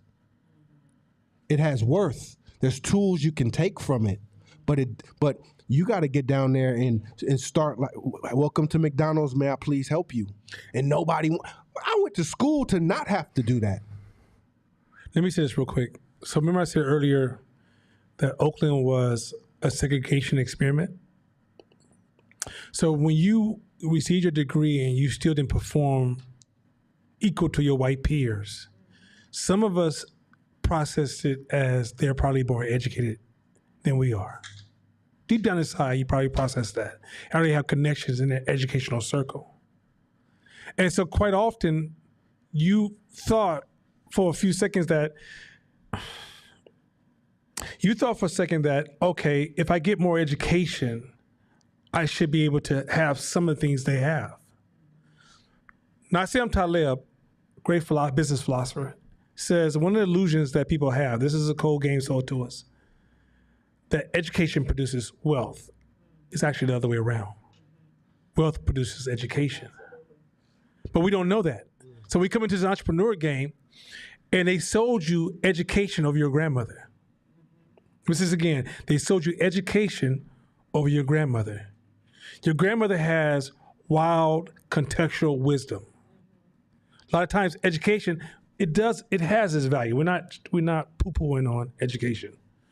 But what I'm trying to explain to you is that you guys have stepped over the wisdom that surrounds you to seek the form of wisdom that probably won't completely serve you. Mm-hmm. Oh, man. Game. That's game. So how can I serve you? How can I serve you as an entrepreneur? Whatever business you are in, whatever business you have online and in here, the mentality that you need in order to grow your business and break to the next level out of survival mode into growth and thriving is how can I serve you? Can they serve them in victim mode? Hell no. Can they serve them if they make excuses? Hell no. Can they serve them if they feel it's me against the world? No. No. You know why? Because, and we're going to talk about it in a little bit, that you create an energy about yourself. When I walk into the soul food restaurant and the tops is off the hot sauce because they're afraid of them getting stolen, I'm not going back. I'm not going back. But that happened to us. That happened to us. We went to Seattle and all the tops was off the hot sauce. And we said, excuse me, this doesn't seem sanitary. Why is our tops off the hot sauce? They said, because people be in here stealing them. I was like, this is our last day. That's survival mode. That's survival mode. That's scarcity. That's survival mode. So you give off that vibe. Let me add one more. Okay. So we're gonna get into rules in a minute if we have enough time. Because we'll get into rules. In the rule game, there's two ways to look at rules. And the way you create bureaucracy from rules is you make every time something happens you don't like, a friction point, you turn it into a rule. Before you know, you create bureaucracy. In order for you to have an effective rule system, you have to look for smart patterns, right? A lot of people, when they're in survival mode, when they feel that pain, that stress, they start adding rules.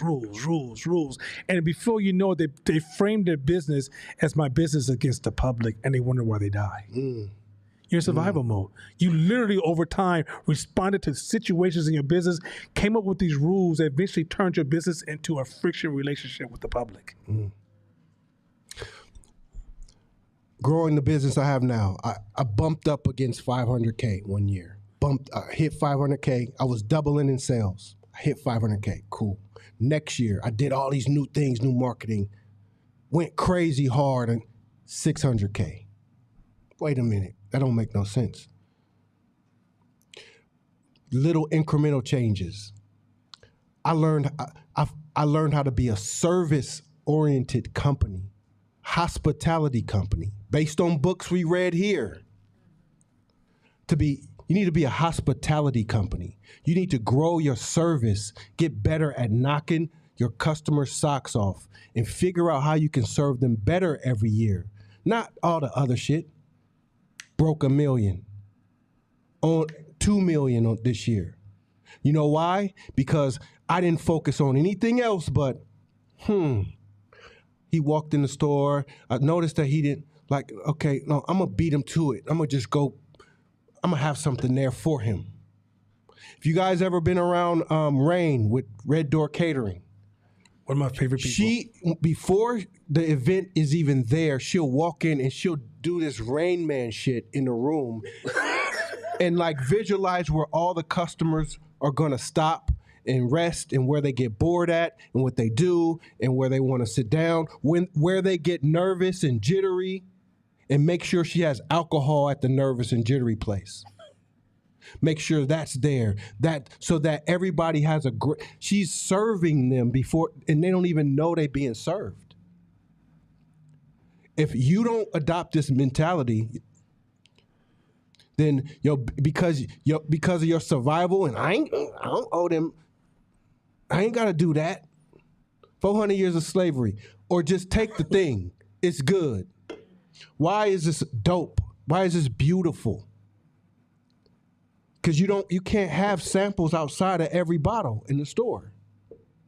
You have to tell your story and your commitment to excellence in the packaging.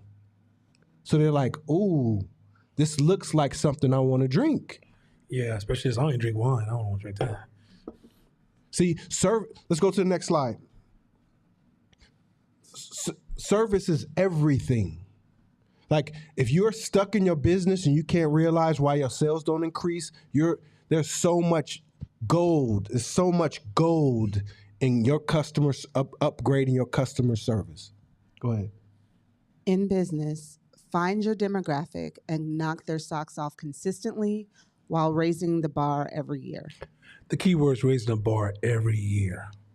So, okay, some of you guys may have amazing businesses. But if you're in the same place, okay, Mashama used to say this famous thing.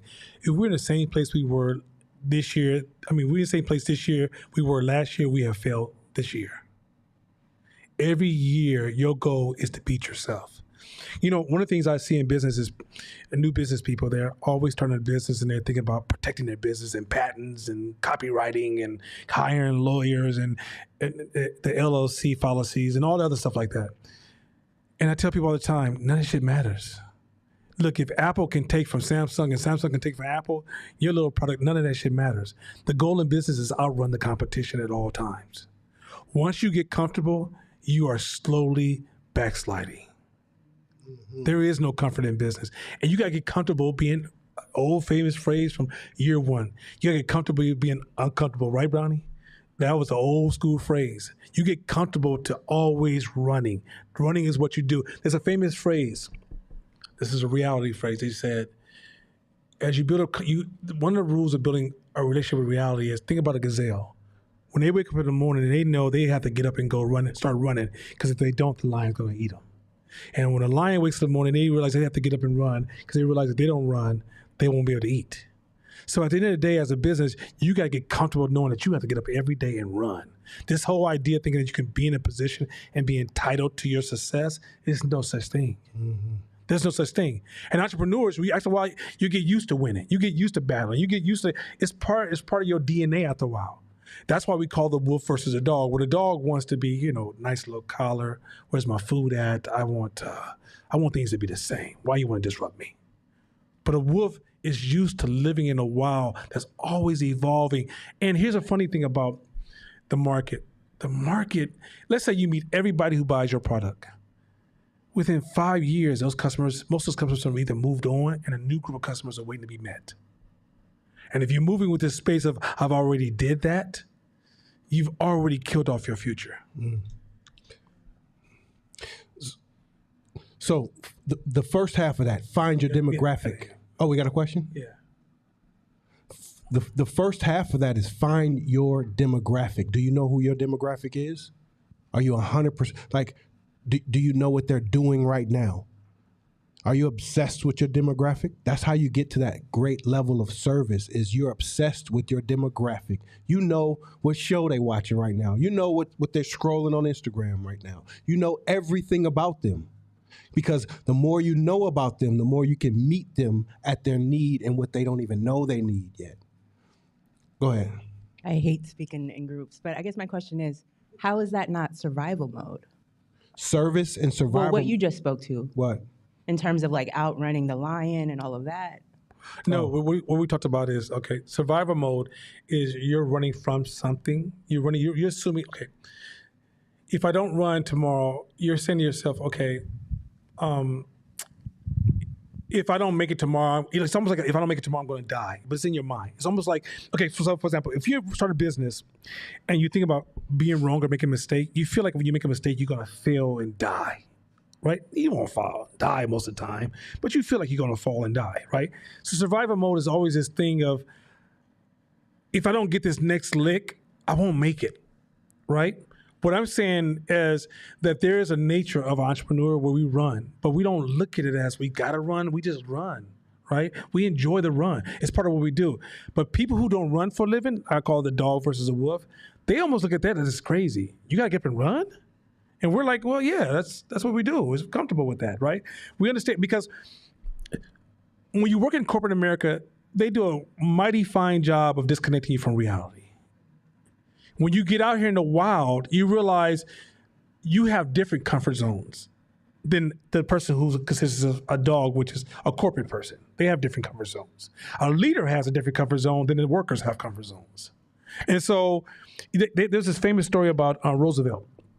And they asked Roosevelt, just going back to wealth, which is, having the time to do what you want to do. So Roosevelt, when he's a kid, he told his parents, I'm tired of waking up in the morning. You guys always have all these rules. I just want to have a day where I can do what I want to do. So his parents said, okay, fine. Go do what you want to do. So Roosevelt got up that morning and he did what he did the day before. And they said, well, what are you doing? Why are you doing the things we actually do every day?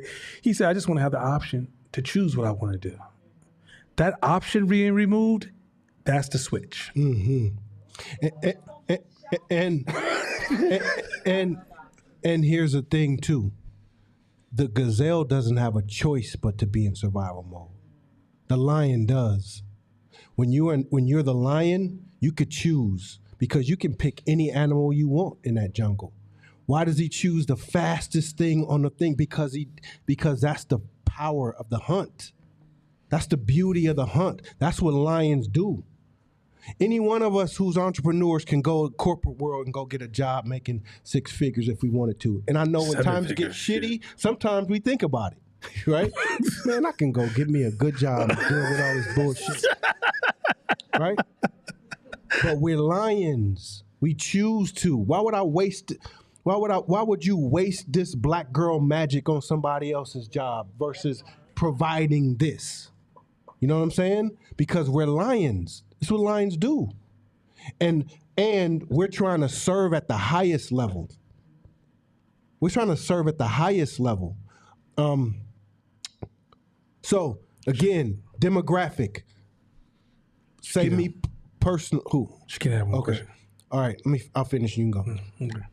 Is say 12 to 15-year-old kids. That's my demographic. And 30 to 50-year-old coaches. Those two demographics, that is my sweet spot. Now, I get approached a lot by women that say, why don't you do more women's stuff for Court Smith? We love it. I would love to do that. But my market is so huge in my demographic, and the amount of money I'm generating in that market is so small. I still got, if I turn my energy to create a new demographic versus expanding the demographic I'm already having momentum doubling in, that don't make no sense. You drift. So let me work in my demographic, and I got more to learn about my demographic. I want to know what these kids are doing. What TikTok dance are they doing now? I don't give a shit about TikTok, but I'm going to learn. Because the more I'm obsessed I am about my market, the better I can serve these kids. Okay, so this is combining 2 slides in the conversation from the last few minutes. So I didn't do a great job at writing down what I was trying to get at, so hopefully you can understand. But from this slide, when you were talking about constantly raising the bar, right? Like every year you should be constantly raising the bar. And in one of the previous slides, when we were talking about scarcity and your worth and your value,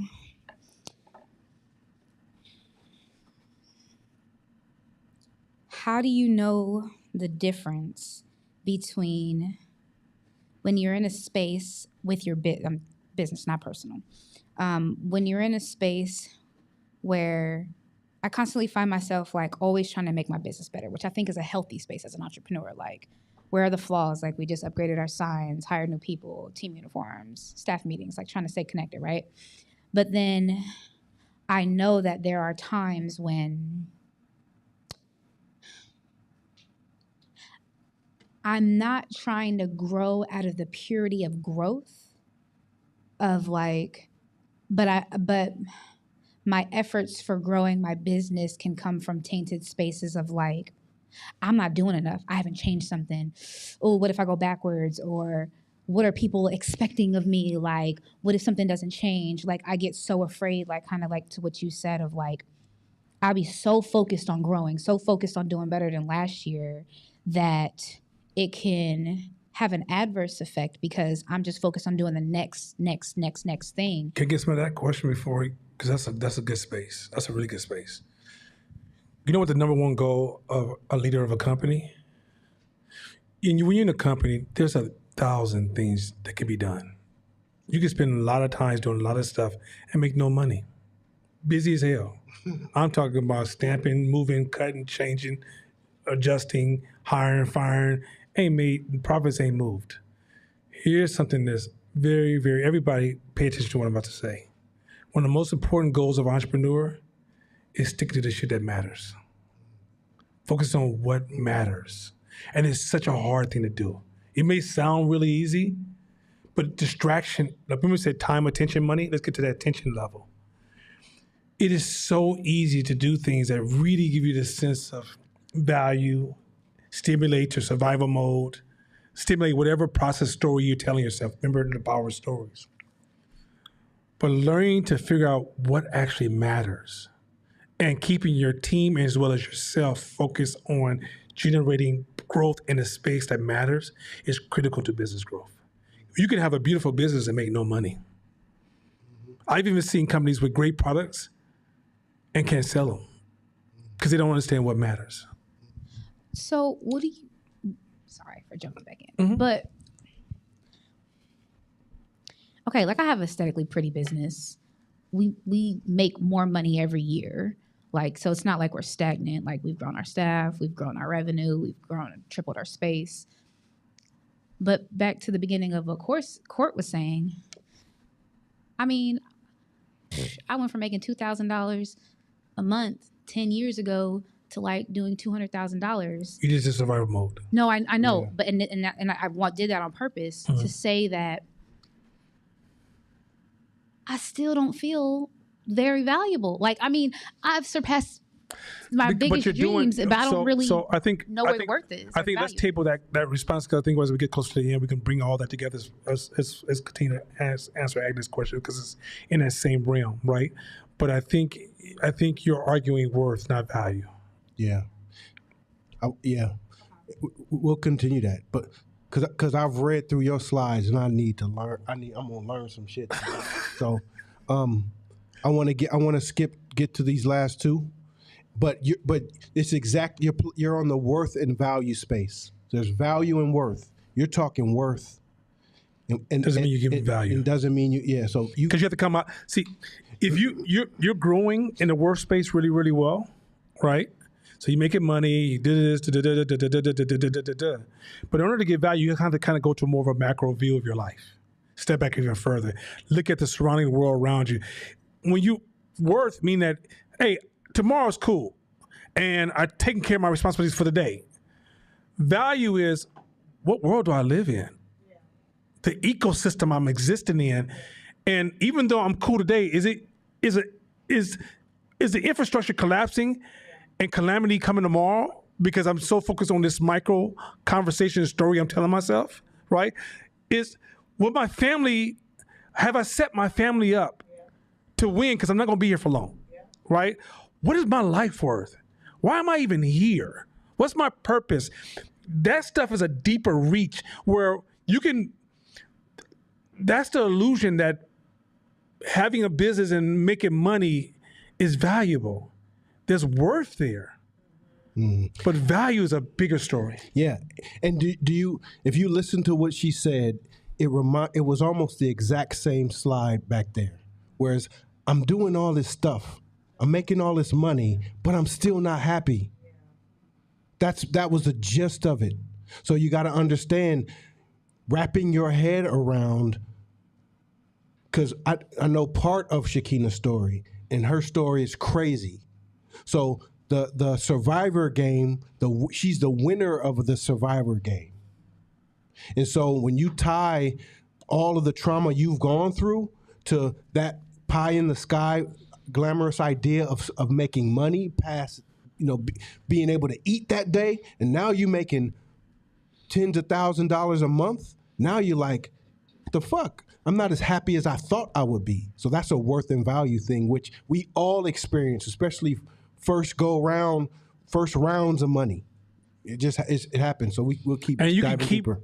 You can go from driving, let's say outside you have entry-level BMW, or say top 5 level BMW, and then you go to a Rolls Royce, you don't fix the problem. Mm-hmm. You don't fix the problem. You can't buy your way out of this problem, because at the end of the day, you're designed to get your value from interaction with others. It's not a thing of isolation. And that's the coldest story. It started, I watched in the 90s how individualism really took off, and then I'm watching mental health today problems. Mm-hmm. There's a correlation there, because at the end of the day, it's like, how do you think we got this far as a people, right? We were on a mission. That mission gives you strength and power. When you take human beings off that mission, the worst thing in the world is for us to sit around all day and think about ourselves. We will go crazy. We will literally, we're designed, because the way you create a balance between you and the world is you got to have something bigger than yourself to show up to. But if you're only showing up to yourself every day, it's just too much. It's too hard on all of us. Yeah. Next slide. We're going to breeze through these two and then get to the boundaries. So here's the deal. Resonate service. Customers can sense if you're a taker, matcher, or a giver. They can sense it. They can feel it. The decorations, the cheap-ass paint you use in your building, like every single detail, it resonates whether you're a taker, matcher, or a giver.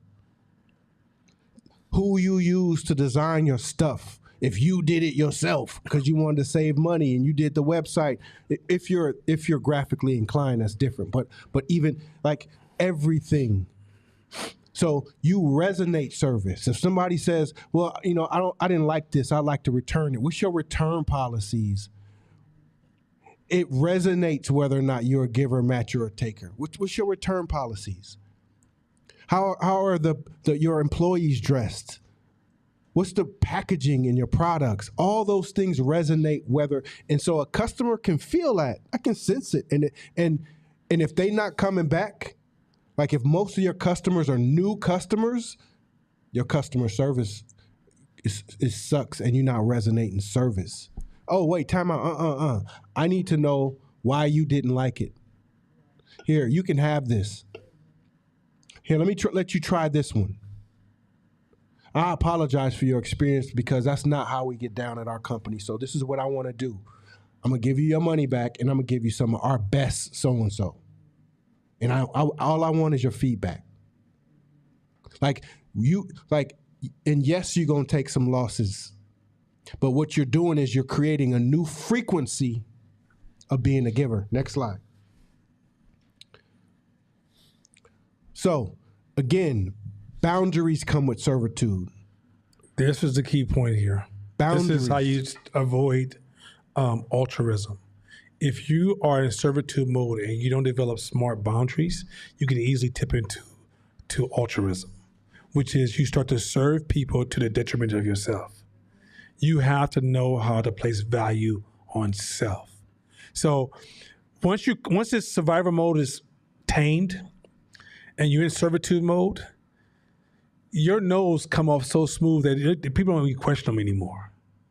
If anybody ever hung out with me, I'm quick to say, "Oh, I don't do that. No, that's not for me," because I'm on a mission, and I stay in my lane. I can't go over here. If the McBride sisters said, "Hey, Nana, come over here, and I want you to help us make some wine," hey, as much as I love them, that's not what I do. It's a waste of time, right? When Alameda College asked me to become an employee here, no, it's not what I do. Right? That's my boundary. How these boundaries. And the boundaries is not because I do or don't like. It's protecting the mission I'm on. And that's the difference. I'm not weaponizing them to hurt you. I'm using them to propel myself forward. You guys get the difference? Because I don't want you guys, now you use boundaries and you use boundaries to attack others. Mm-hmm. Boundaries are used to help you get where you have to go, because it's, once again, going back to being a leader in the company, your goal is to make the most important decisions necessary. But you can't do that if you're responding to all the needs. Mm-hmm. At some point, you have to say, this is why I'm here, and here's my boundaries, and it allows me to be effective in my role. Here's the other thing to keep in your mind. There's 8 billion people on Earth, people. You're not Superwoman, man. You're not the only person. If you don't get to it, there's 7,999,000,000 people who could take that place. Calm the fuck down. It's gonna be all right. Like, it's so funny. I'm older. I'm an older gentleman. You understand me? And it is just in my genes. Don't worry about that. And as I sit back and I watch the world, I realized I'm contributing to the world, but the world can move on without me. Yeah. But see, the ego will have you messed up, because the ego will tell you, at the end of the day, it's all about you, which then you end up lowering your boundaries because you're saying yes because you feel you need to be a hero in everybody's life. Mm-hmm. Also, too, there's one thing you didn't add about servitude mode. When you're in servitude mode, let me say this again. When you're in servitude mode, you feel you need to rescue at some point all the other people who are victims in servitude mode. You start to say, "Oh, I gotta help them. Oh, I gotta help them." You can't even build your company. You ain't taking care of yourself, and you out here saving everybody. Is our kids what I say, huh? Oh my God! So at the end of the day, I want you guys to understand, like this when you in this what's the word we're looking for? Survival mode. That's what I mean, survival. Mm-hmm. When you're in survival mode, you're always looking at those like, I remember when I was a victim. I remember what I went through. I remember what these people experienced. And all of a sudden now they're your responsibility. Mm-hmm. And at the end of the day, that's not how servitude and showing up for others work. So sometimes servitude requires wisdom. Let me say this again. Servitude is not something you do. You have to gain wisdom to serve. Look, if you look at this beautiful book called the Bible, why did they write Proverbs if it didn't require wisdom? Why is that book so thick if it didn't require wisdom? It didn't say, look, serve God and good night, and just check yourself. Why is all the religious books that talk about servitude so damn thick? I add this last piece then on boundaries. Oh, go back. Okay. Go back. Do not allow your scarcity and survival mindset as an excuse to hijack those boundaries. So sometimes we'll use the concept of boundaries as a reason to dive back into scarcity. And we'll call it boundaries, but really it's ego.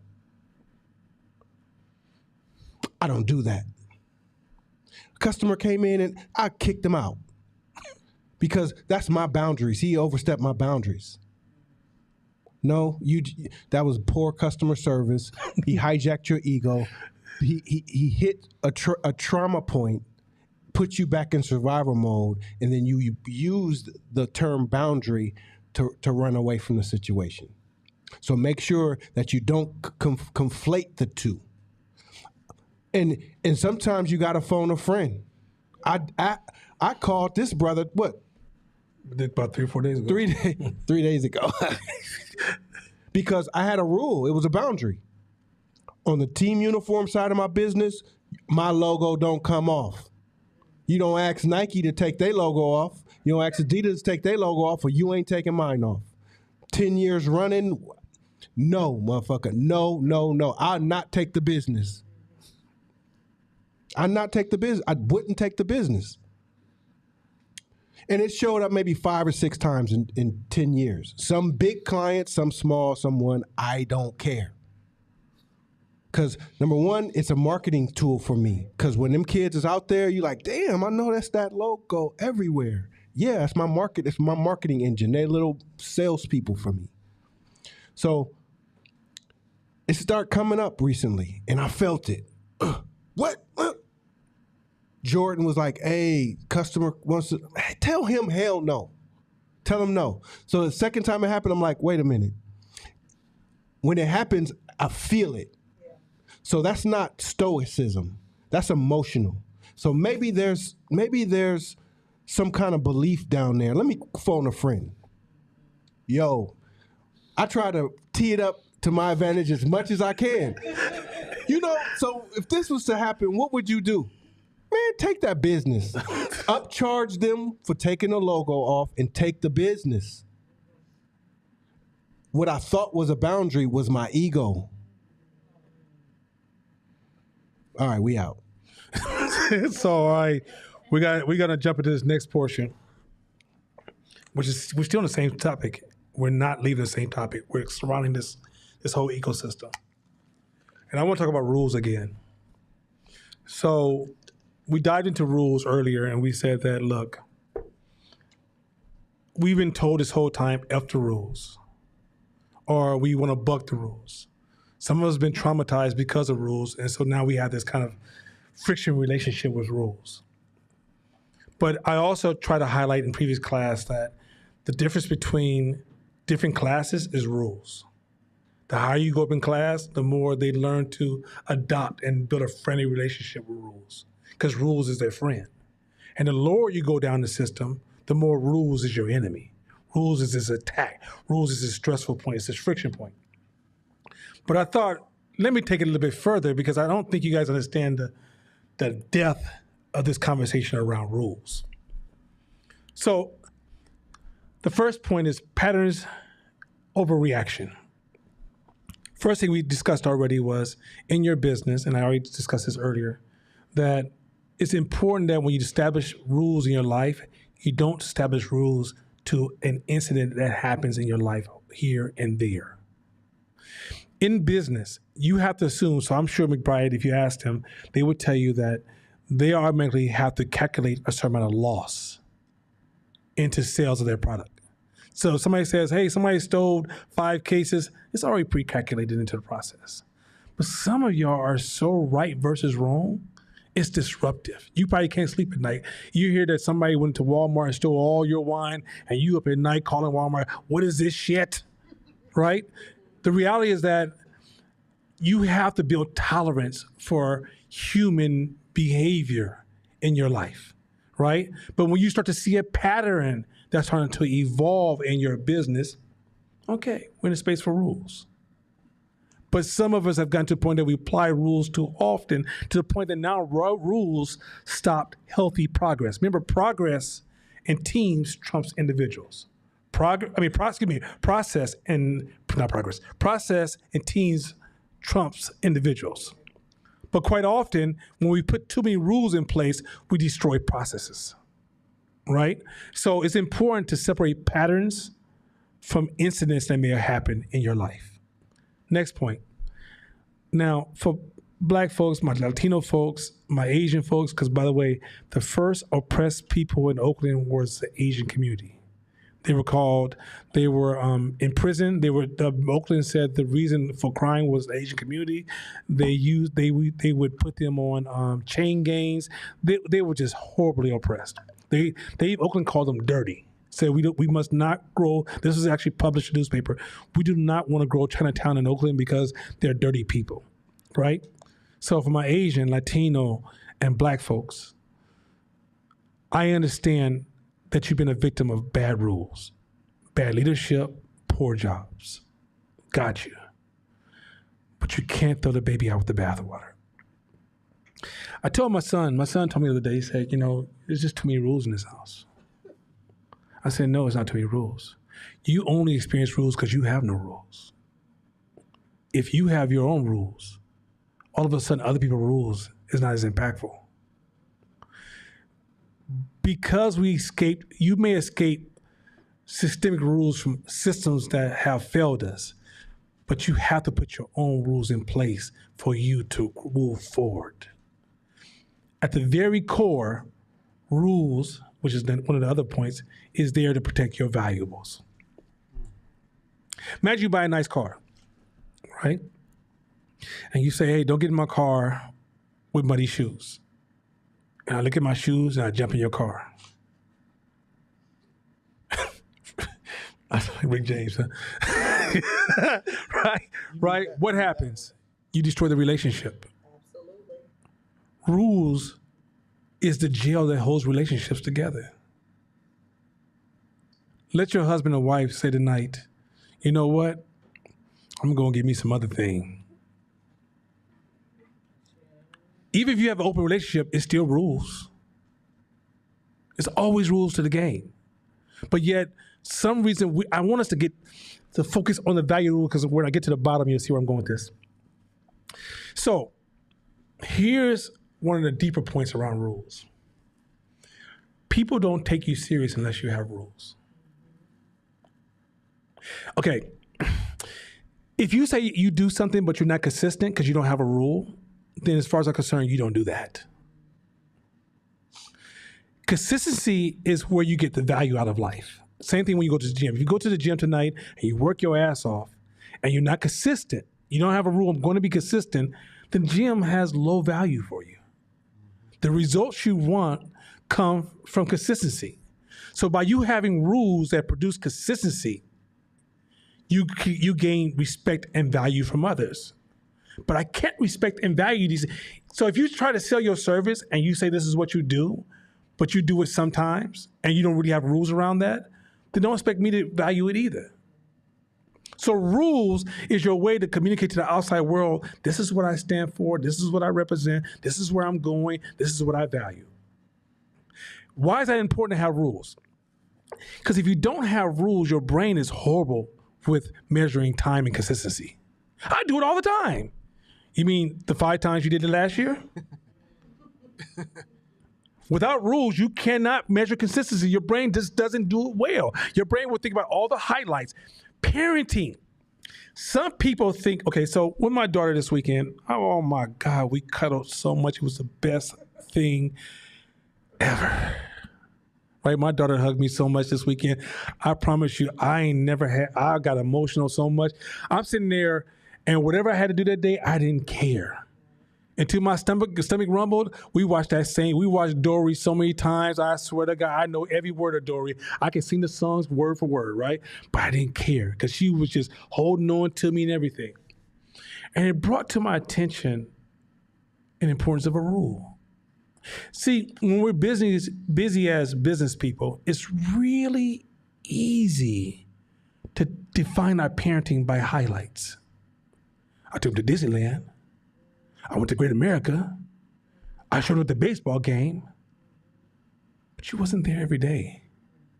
You didn't have consistency. And if you don't have, so I have this rule, I got to get home before my daughter goes to sleep. So if I'm hanging out with you, and like 8 o'clock hit, I'm start doing this, you know I'm about to wrap this conversation up because I got a rule. I don't care where we are. And I can articulate it very, very, let's say Agnes is like, we're trying to do a deal for $1 million. Listen, Agnes, I'm with you, but I need to take an intermission to go see my daughter, and I'll call you after. Why? Because in my mind, I might think I was a great parent, but I was inconsistent. And because I was inconsistent, I defined my parenting by highlights, not by consistency. Now, here's something y'all won't know. When I'm with my daughter this weekend every day, instead of me trying to anchor my life into these highlighted moments when, oh, I remember she did this and she jumped into the water and she said, Daddy, help me. And I jumped in and I grabbed her and I was like, oh, I'm such a daddy. It was sitting there having conversations with her and her just telling me things. Her talking to me.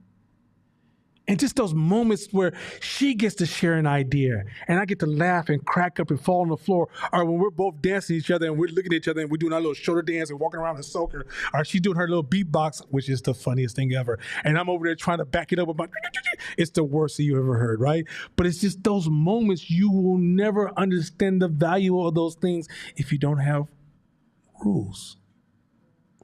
Life, when you're in survivor mode, you can get what you get out of life and you can think that's enough. Because once again, you're used to not having a lot, so you're good with not having a lot. But rules help you unfold those things that you just can't get when you're in survival mode. Now, your business consistency. This is all going to tie together. I'm not breaking anything. In your business is about human beings being in a building providing a service or product or service, right? But, every day you come to the office, you're feeling kind of funky, right? Everybody's feeling some kind of way. Some days you feeling like, I'm feeling good. Some days I'm tired as hell, leave me the fuck alone. Some days it's like, I wish I would, right? But just like your child needs consistency, your employees and your customers need consistency. Rules are designed to provide external consistency. Because in your mind, you think your business is the same every day because your brain is the worst at measuring inconsistencies. Your brain forget about the day you say, how can I help you? Your brain forgets about the day you was like, yeah, let me help you. Oh, no, okay. No, just give me a second. I take care of you. Your brain forgets all that. The only thing your brain remembers is, how can I help you? And so if you don't have rules, have you ever seen employees at McDonald's and they say the same thing over and over and over? McDonald's is fucking brilliant. They knew that everyday people will not show with the same background motions. Some people in survivor mode, somebody's in middle class mode, somebody's in rich mode, somebody's in living free hippie mode. But I need you all to say, welcome to McDonald's, can I help you? Would you like a soda with that? Rules protect the consistency of your business. Even if you're a solopreneur, self-employed, you have to set rules for yourself so you don't betray your customers and don't betray your customers' experiences. No matter how you feel. In the language of old Nana from 2 years ago, fuck your feelings. You don't get to tell your customer I felt some kind of way, so that's why I went off on you today.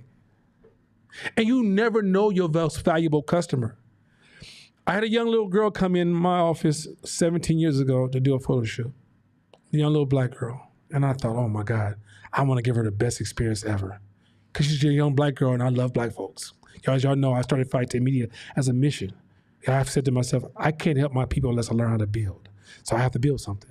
So here's my chance to leave an impression on a young black girl.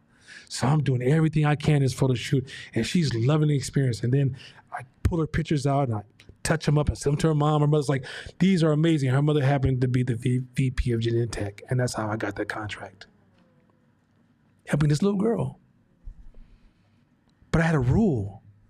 If I ever run across a black child, I want that black child the best experience. I don't care how I felt that day. I don't care who cussed me out the customer before. I take that deep breath. How can I help you? Now, some of y'all did it when you worked in corporate America, but when you get your own shit, you forget the rules. You gotta lock those rules in for consistency. Now, let me take it one step deeper. He talked about survival mode cycle, because this is a cycle. You can stay in that funky space forever. Your friends are turning over as fast as you can think it. Your life seems like you're losing money. You leaking money just as fast as you make it, because at the end of the day, you're in survival mode. You're inconsistent. Your life is chaotic. You live in chaos. We didn't talk about that, but you live in chaos. You're used to things being crazy. You think that's okay because I'm working hard, and that's what it is about being working. No, you're in survival mode. Slow down. Figure out how to manage your company. Figure out, if you're in survival mode, you can't let small shit go. You're looking at all the, somebody comes to you like, hey, should we put 4 cans or 5 cans on the shelf? And you think about it. I don't care. Figure it out. It don't matter to me. See, when you're not in survival mode, you can let shit go. It don't matter to me. I don't care. 4, 5, 6. Let's see what the customers say. Just try whatever you think you want to try out. But when you're in survival mode, yeah, let's see. I think it should be 4. What did we do last week? 3 cans or 2 cans? It should be 5 cans. Right?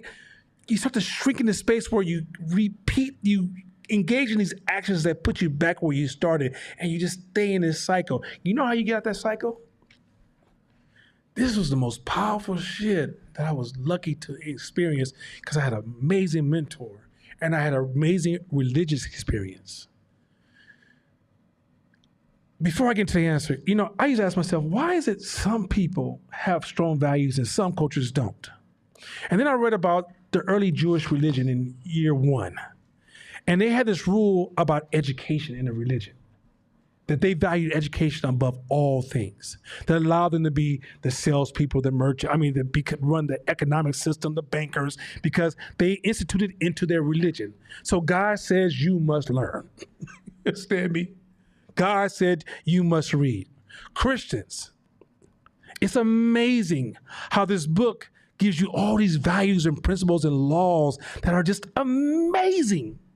No matter how you feel, here's some rules. Why are rules so important? Because without rules, you will just keep doing the same old shit and locking yourself in. So I had this rule. Year 1, guy comes in and says, we want a logo that's a paisley. Now, between me and you can't make a paisley, a logo. But, we being young and need money, we said, yeah, let's do this. You want a logo? That's going to be a paisley. We're going to do that. So we built and designed these paisleys for, I think, 2 weeks straight. We get into it. We looking at paisleys laid all over the wall. I ain't never looked at paisleys, so I don't think I wore paisley for 10 years after that. I just looked at so many paisleys. The dude came in, I love it. Came back the next day, I hate it. I want my money back. Survivor mode says, fuck you, dude. We did 2 weeks. All the work I put in, all the shit I've been doing. I'm from 6'9", you know the fuck you talking to. I ain't giving you shit. That's what survival mode says. But the rule says, give that man his money back and smile. And I smile and say, hey, man, go give that man his money back. Write him a check, give him his money back. Hey, man, is there anything we can do to make you happy in the future? Inside, let me tell you what's going on inside my mind. In my mind, man, fuck that dude. Man, you should just knock that cat out right. Is there anything I can do to make you happy, brother? That was a rule. But let me tell you what that rule did. That same person poured at least $100,000 in referrals into my company. I'm saying rules help you do what you need to do, not what you want to do. What you want to do has you trapped in the same cycle, producing the same outcome over and over again. That's what you want to do. But what you need to do don't feel good. You don't even like it. It makes you mad, irritated, sensitive, whatever. Rules is how you free yourself from yourself. That's the value of rules. Rules have been around us this whole time, and we've been poo-pooing on it. The white man and rock music be like, man, fuck the rules, yeah, fuck the rules. Not realizing the one singing the song follows a number of rules to get to where he's at, because he couldn't have got there without rules. Hey, I remember when I was raised by rappers, because you grow up in a fatherless household, you're trying to pull from all the male figures in your environment. So I was raised by all the rappers, right? When I found out that Ice Cube, Snoop, and E40 was all married to women, long-term relationships, I was like, what the y'all had me thinking calling these women these names and you've been happily married this whole time. So you're creating the culture of the popularity of the environment, but you're still following your own specific rules that work for you. There's one that says, fuck the rules, the apartment. I wanted to tell a story about apartment. Let's say you move into a house or apartment, and you do what you want to do, right? You like what you do. And you like to barbecue. I mean, shit, you like to change your own battery in your car. Why take the shop? I know I'm rich, but fuck it, I like doing that. You might even want to wash your own car in front of your house. And you might like Frankie Beverly Mays at nighttime while you preparing food for the next day, because that's just how you get down. You understand me? You may sing in the bathtub because you take your baths at 11 o'clock at night because I think I could sing and I wish you would tell me I couldn't.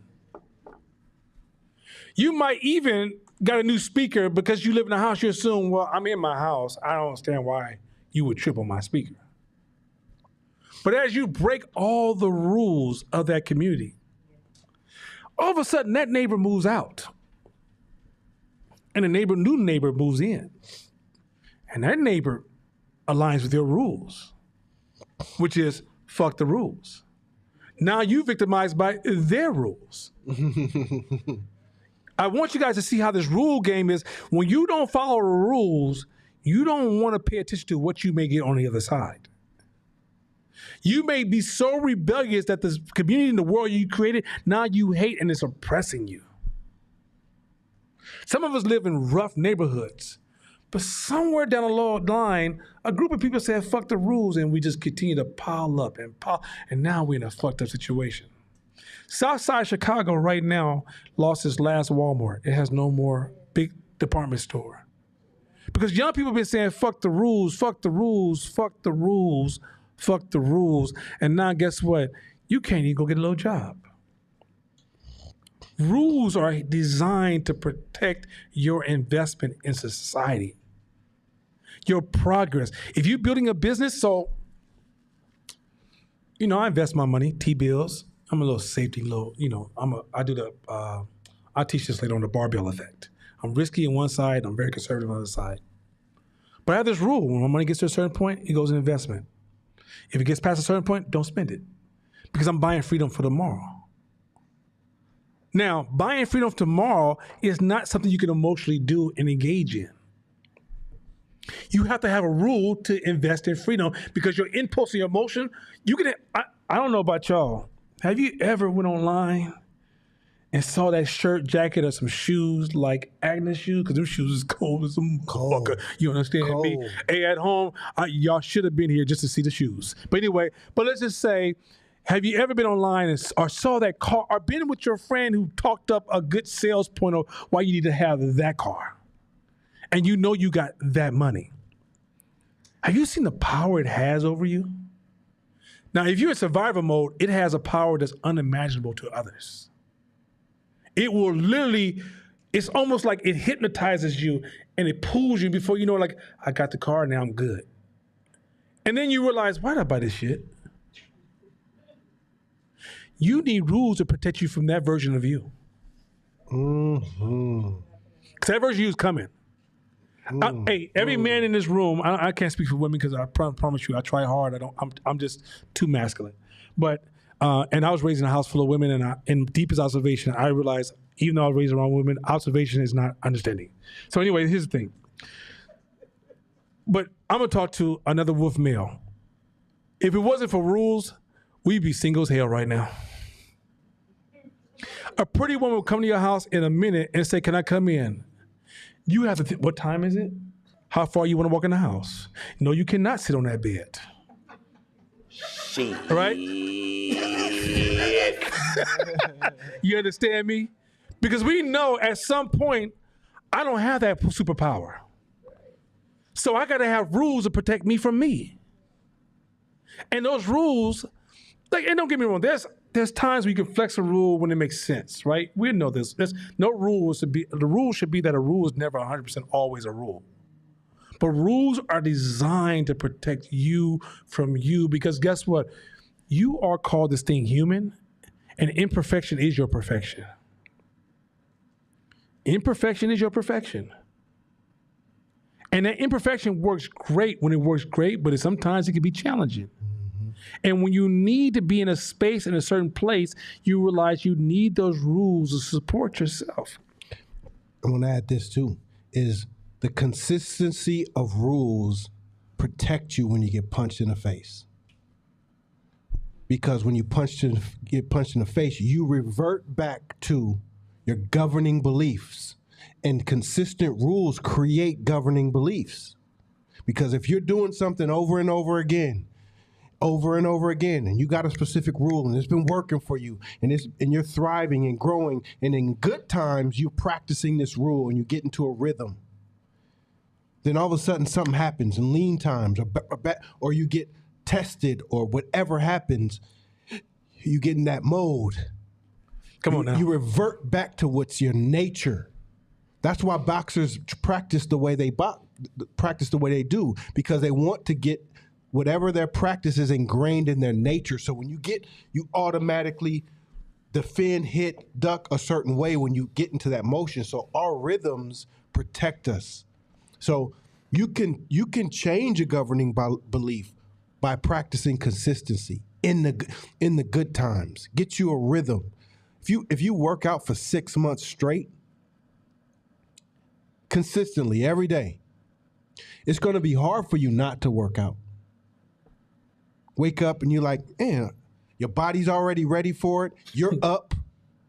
What you doing sitting here? Like, let's go. You're going to just start being naturally drawn to your rhythms. You know, can we keep it 100 now? You know how we respond to racism. In negotiation, 3 white males in suits wearing Tom Ford, and they make a racist comment towards you. Mm-hmm. Or this little wine company. How's your little wine company? Yeah. How your little wine company doing? Right. This is really nice for black women. I like this. Trigger warning. Right? But so let's go back to what I said about Judge Joe Brown last week. He said something I thought was amazing. He said when he was in court, he would always whoop an activist's ass. He said because he was too focused on right versus wrong and he didn't understand positioning. He said when he would train his women lawyers, the way they would help them prevent them from being impacted by sexism is he would have them take on the case of opposite sides and then get in front of him and switch the case. When Draymond Green, anybody watch the basketball game against Sacramento? Anybody know? Okay. Draymond Green leg was grabbed and then he stumped on Sabonis, right? Sabonis? Ribs. And he said, I stepped on him because what was I supposed to do? And y'all know they always grabbing on me, and sooner or later something was going to happen. He was arguing right versus wrong, but he forgot his position. So he's suspended for the next game tomorrow. He forgot his position. Dennis Rodman was a master of this. He would grab Alonzo Mourning's butt, right? Alonzo Mourning got into that, I'm not gay. You know it's Dennis Rodman, right? And he's foul. You fouled out, bro. You forgot your position. When a white person negotiates with you, do you understand they know your sensitivity? You think that's new? Do you think that when they say, this is a nice cute brand, oh my God, and it's owned by black people, this is nice. This is really nice. So I want to discuss this business idea. They already fucked you. Your goal at this point to say, remind myself of that position. But the way you get to the game of understanding positioning is you got to start to practice the rule game. You got to start to have these rules of, like, for example, in my house, if I said, why did Robin do that last night? And my wife says, yeah, she was tripping. We have a rule just to get into her shoes and try to understand her justification and do not stop at judging her. Because if I judge her and her and her and him and him and him and her, all it is makes my world ugly. At some point, but if I take my time and try to understand Robin's position, it broadens and helps me understand my world.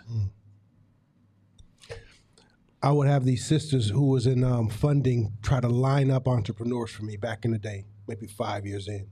They believed in me and they was trying to line up investors for my company. And my name is Courtney Smith, which is off top a girl's name to a lot of people. So investors walking in the room, sitting there thinking he's going to see Courtney Smith, and I walk in there with a black beanie and a black hoodie on. Off top, defensive. He gets defensive. Your little so tell me about your little company. I get defensive. I start proving that I'm better, smarter. I'm right. He's wrong. He don't know what the fuck he talking about. I know. And then it goes bad, right? And they go, Courtney, it's okay. We'll just don't change, man. We'll find you something.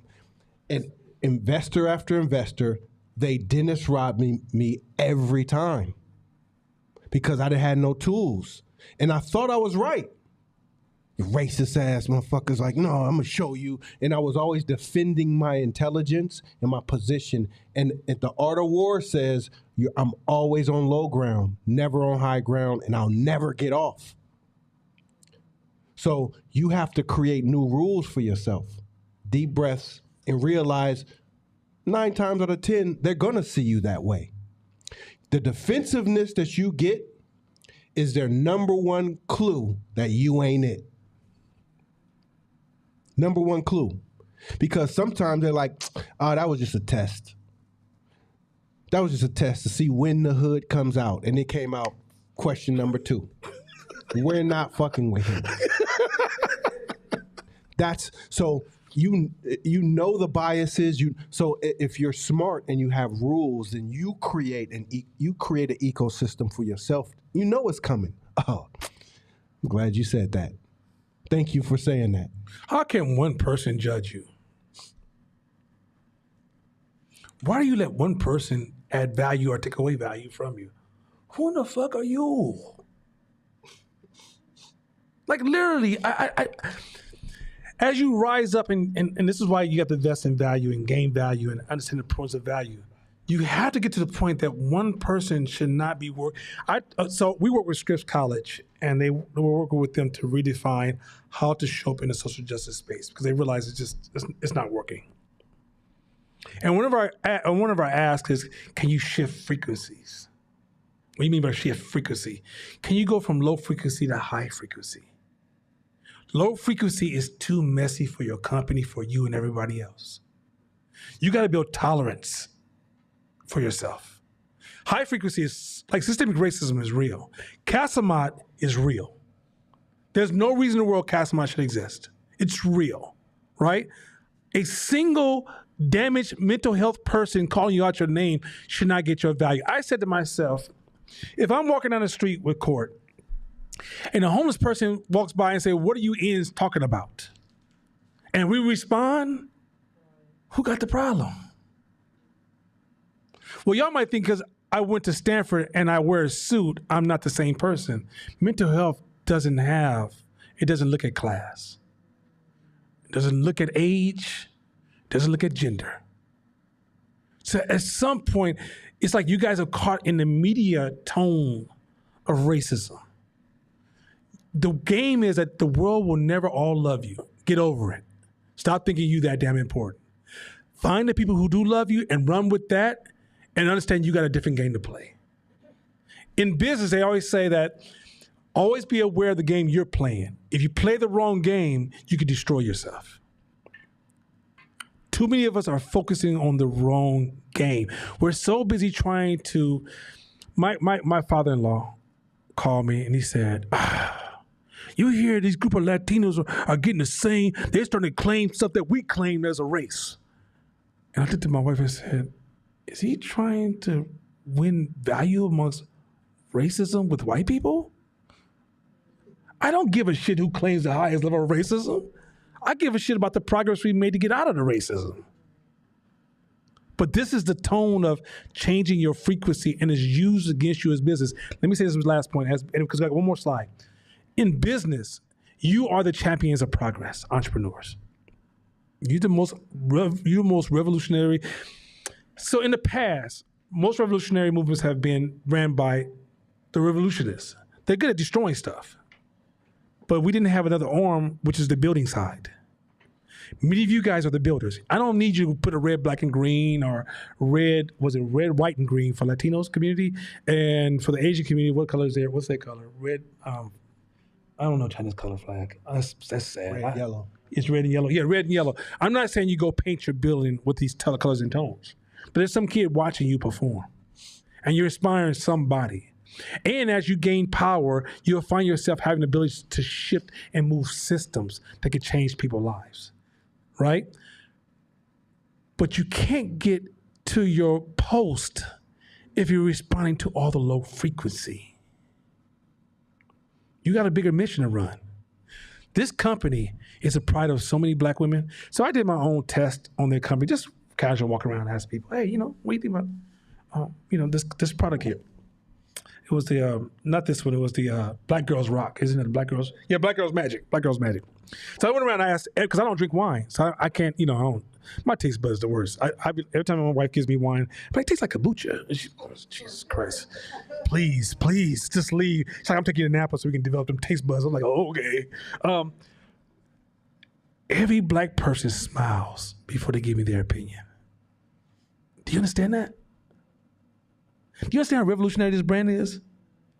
Do you understand the impact this is having?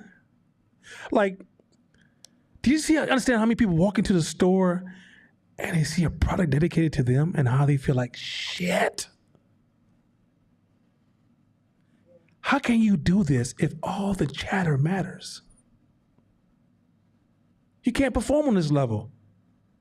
This might be the future Coca-Cola. In order for them to get there, they have to be in a position that they got to stay focused on what matters, and they're moving forward. They can't spend all their time trying to be defense when they need to score some points. I'm not saying defense has its place, but when you're in survivor mode, you kind of have too much defense in you. You too, no, I ain't gonna I'll stop. Oh, hell, what they say? You hear? Oh, hell no. Can you score? Can you score? And when you have to score, you're going to realize it requires a whole different level of thought. A revolutionist can tell you everything's wrong with the system and stop that shit. But when it's time to govern, they about as ignorant as they can be. And it's not wrong. They're not bad or good. Let's not put offense against defense because they both have their value. I'm saying you guys are the offensive team. Get this next one. This last slide for the night. Positioning. So we talked about positioning last week.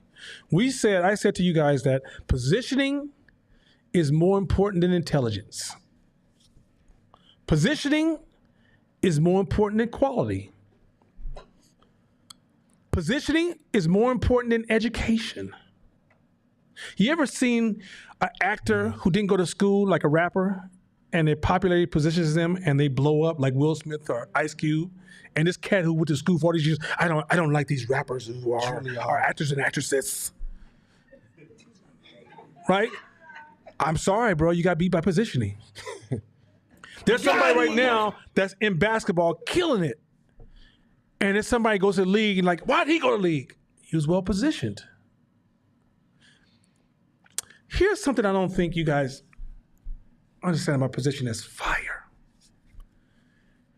So let's say we're in survival mode. Stay with me. This is very, very important. This is so important what I'm about to say here. Because this is something that's unknown to most. You're in survival mode and you're making money in business and you're grinding and you're driving it and you're running and you're pushing it, right? And now you're chasing a bag and you're getting win after win after win, but you don't know anything about positioning. Do you realize you're fragile as shit? You're just one change away from tumbling all the way down. Why? This is what you didn't know. Every time you climb a step in business, you got to figure out what is your investment in positioning.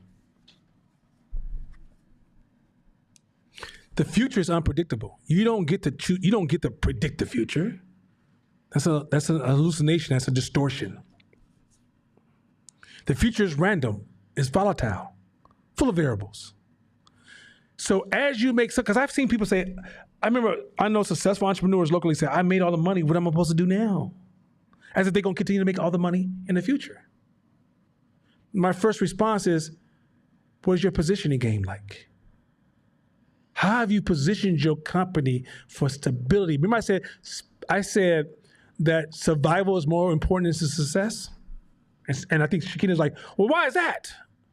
That's the positioning. Meaning as you make money, you're investing in your survival, whether it's insurance, whether it's your credit, whether it's positioning yourself in a new market that has potential growth, whether it's putting yourself in position to change your relationship to your current market, whether it's building new modularity. Modularity is if you take down this part of my business, this other modular will continue to survive. Whether it's redundancy, meaning that I have this system and everything's running through this single pipeline, and I have this bottleneck right here that I need to open up that bottleneck so I have multiple layers to that portion so my business will never collapse. How do you position your product in the market? Think about, and I don't know if you guys will ever watch Unsung. And you say, damn, why does all these R&B artists go broke? It don't make no damn sense. Right? Because I was like, I didn't, like, you know, I love the dramatics. They broke too? Shit, they sung their ass off, right? And then I read Ray Parker Jr., who I could not stand back in the days. He ain't broke. You know why he ain't broke? Because when he got his money, he positioned himself. He positioned his money because he said the future's not guaranteed. Your savings is positioning. Your investments is positioning. When you make money in survivor mode, you can't see positioning. All you can see is the next bag, the next bag, the next bag, the next opportunity. And you get drunk off of these wins and opportunities. You think, oh, I'm making all this progress. And all of a sudden you realize, oh shit, I was really in a hype cycle. And when that shit goes away, you got nothing. Yo, that's so much fucking game. I'll add this quickly. Understand this. People are fickle. The same ones that will be cheering you can be the very ones booing you.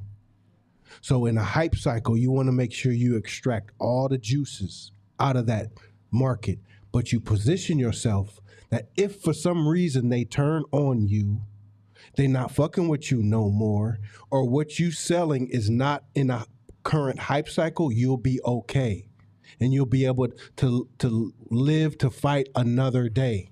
So when Anheuser-Busch lost $6 billion in a weekend because they made a bad marketing move, depending on how well they are positioned, it shows their bounce back. So us as entrepreneurs and business owners, we got to be thinking the same way if we're not in survival mode. And I'm talking about from day one.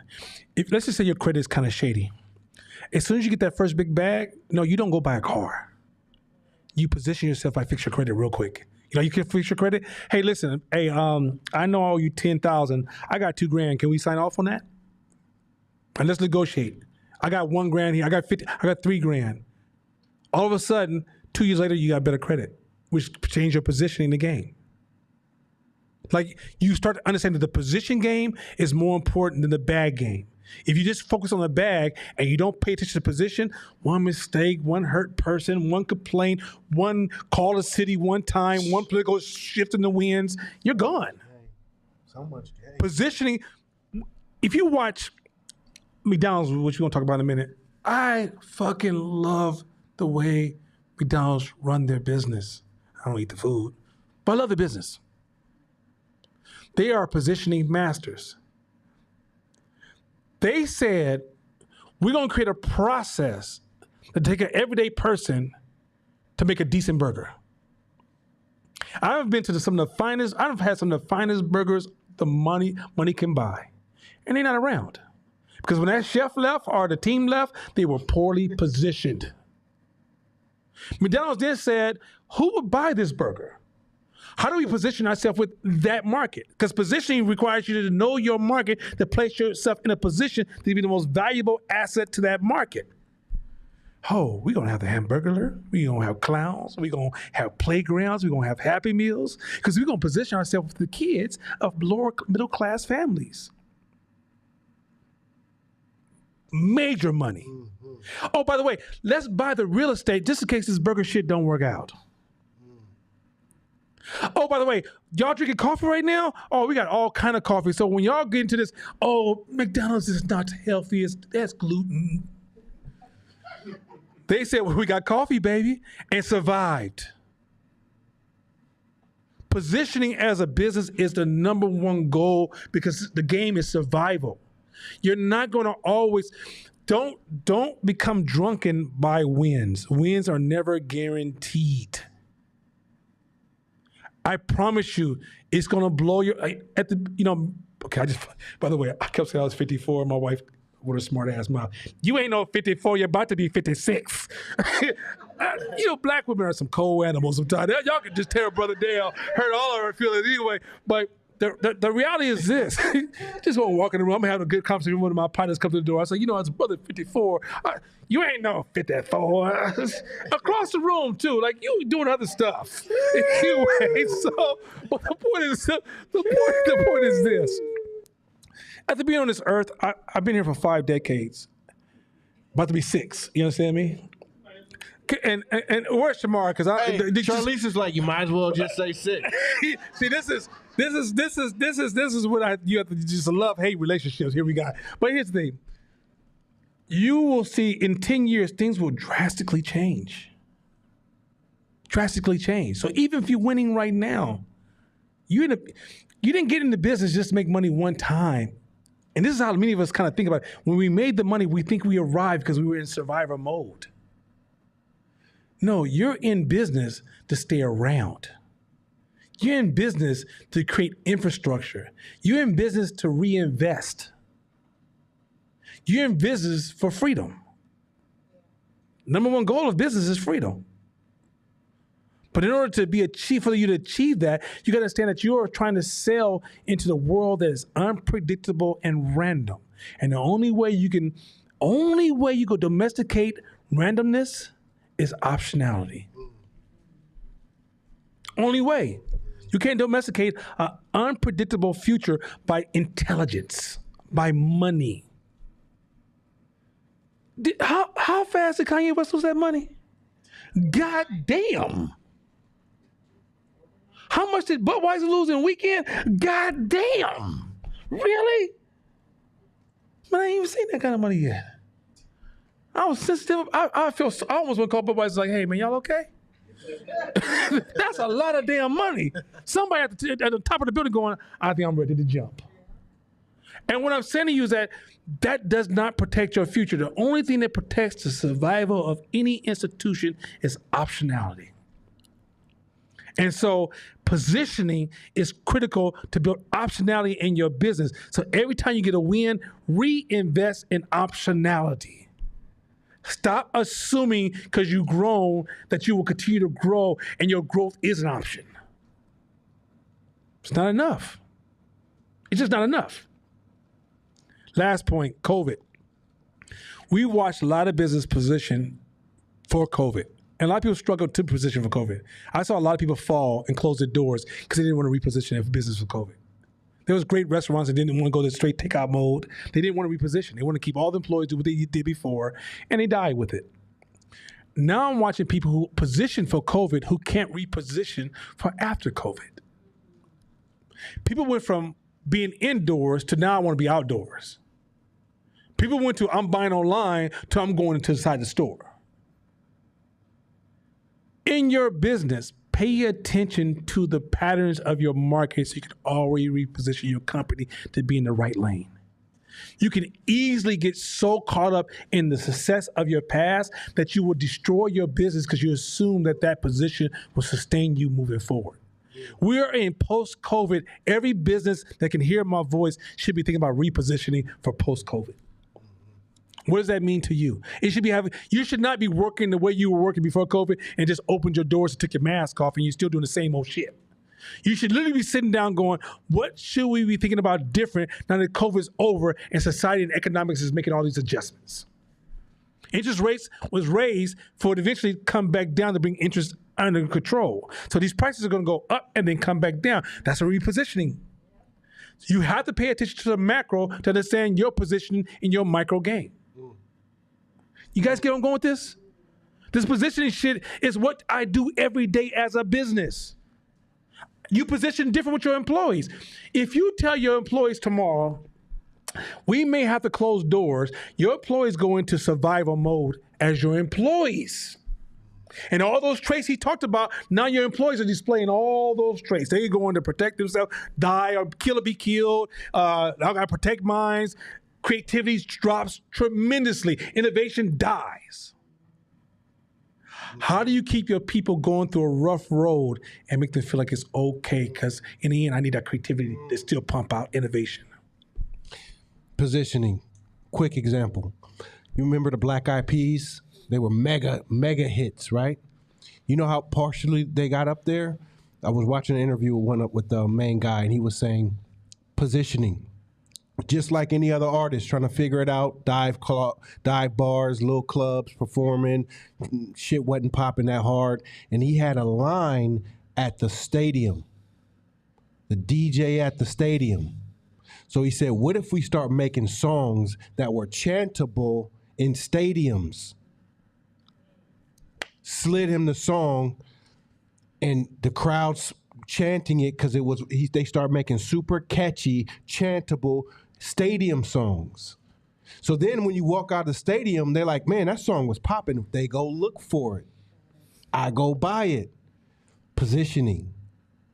So sometimes, like you said, it's more powerful than education, money, all that, because when you can find you a position to get in, you can skip the line in a lot of ways. You just got to know that game exists. So positioning, y'all. With that being said, thanks, McBride, for being in the house. Thanks for the foundation being in the house. Thanks for all the cohorts for being in the house. Thank you, Hope team, for being in the house. Yeah. This was a wonderful, wonderful experience. I enjoyed hanging out with y'all. Yes, sir. We close next week. We'll be back the following week. Continue to read. We're going to send you out some homework. Continue to read the mental model books, because mental models, as we get into it, it's going to be a grounding experience. Many of us don't realize that we live in our stories. We don't live in reality. And the mental models is designed to ground you. And for some of you, it's going to be painful. It's going to be uncomfortable. We're going to eventually start with mental models, and we're going to start to integrate mental models and jump back and forth between mental models and factfulness. He's going to continue to work on liminal thinking, and eventually make it to ego's the enemy. Ego's the enemy is still one of the most powerful. You have something you want to say, Shakina? Ego is the enemy. Just reminding people that the next class for Stuck is next Saturday. So next Saturday, they're doing a session around the book Stuck. Stuck is one of those areas where some of you guys are stuck in a certain space and rationality is just not strong enough. And you need to get into some simple practices to gain access to self. Some of us have walls between, reality and ourself. And so Shabisha and Shakina are creating a group space for people to discuss Stuck, and so you can kind of work on yourself and work on that personal space. So with that being said, we'll send out the reminder information. Once again, thanks again to the McBride family. Thank you guys. Hey, listen, y'all, let's do this. And I know this sounds corny. Go taste this wine. I don't know what wine you drink. And I'm not even trying to be funny. And this is not, me. When I first got here, y'all know what I said. I don't teach buy black. You know why? Because it makes black businesses entitled. Not in this class. I tell black folks, if you want to buy black, then perform and treat your customers like they're valuable. I can personally say the McBride sisters are some really beautiful people, and they really represent their people beyond your imagination. I don't care if you don't drink wine. Put this shit in your house for your friends. This is symbolic of somebody that stands for the shit you stand for. But also, the shit is really good. I talk to wine drinkers who are snooty, like, snobby ass Shabisha and shit. They love this kind of wine. This wine ain't that wine they drink. Like, some wines like, okay, well, what we had left in the house. This is the first wine to go. Earl Stevens. This the one. Yeah, this the one. Hey, this the one. Between me, this is the one that you be pouring first for yourself and be like, oh, y'all wanted some? I'm sorry, girlfriend. Right, you got a big-ass glass. You don't drink wine in that big-ass glass, but that's how good this wine is. They have you drinking the wrong glass, right? So I'm just saying, you guys, hey, trust me, I hang around real black folks. Y'all know damn well they be putting shit in cups and all kind of stuff. The red cup is for everything. So just between y'all, what's in your cup? You don't know what it is. But I'm saying seriously, y'all, let's celebrate them. Let's celebrate them, and let's every possible way in the world, okay? So online, folks in Chicago, folks in New York, go find this wine, order this wine, do whatever you got to do, get your hands on this wine, and show pride. Introduce your friends, your guests to this, because these are the folks who rock with us, not talking about just fighting me. I'm talking about the whole fucking community. And for black women, they kill it for sisters. So I'm just saying, y'all, just put this wine in your house, because I know damn well, I'm about, like, you have the bookshelf, I'm about to have hella McBride book, like my own bookshelf of McBride wine. Check the Sheehan website on May 1st, opening up our application portal for all women who are... Pass her a mic, because ain't nobody say better than Agnes. And if I try to act like... Hello. Hey, check the website, McBride Sisters She Can Fund website on May 1st. Our application portal opens for women who are interested in pursuing careers in the wine business. Excellent. McBride Sisters are dedicated to getting that paid for you. Oh, that's what I'm talking about. Shamisha? So Nana is rarely ever going to say it, but I will say that if you only know Nana through Hope, then you don't understand how excellent 510 Media is. Like you really don't understand. And so not only is it an amazing behavior science and branding firm, but it is world-class photographers, videographers on the team, world-class, award-winning. If you were driving down the street, then you probably saw big photos of Nana and Mashama when all of the art installations were on Broadway, because they are that dope. And they will never say it, so I will say it for them. I came out of corporate, and I have a master's degree, and I got to sit under those brothers for 4 years straight. It was an invaluable gift. So someone from the team that has been a part of 510 Media for some years, DeMondre Ward. He is doing something on May 6th called Through Our Eyes. It's 6 points of view. It is... oh, he's cold. He's cold-blooded. He's the best street photographer I know. And he's not because he's on our team. He's award-winning, so it ain't just us. No, I've been to many street photography shows. His work... Let me tell you what makes his work amazing, if you guys get a chance to go.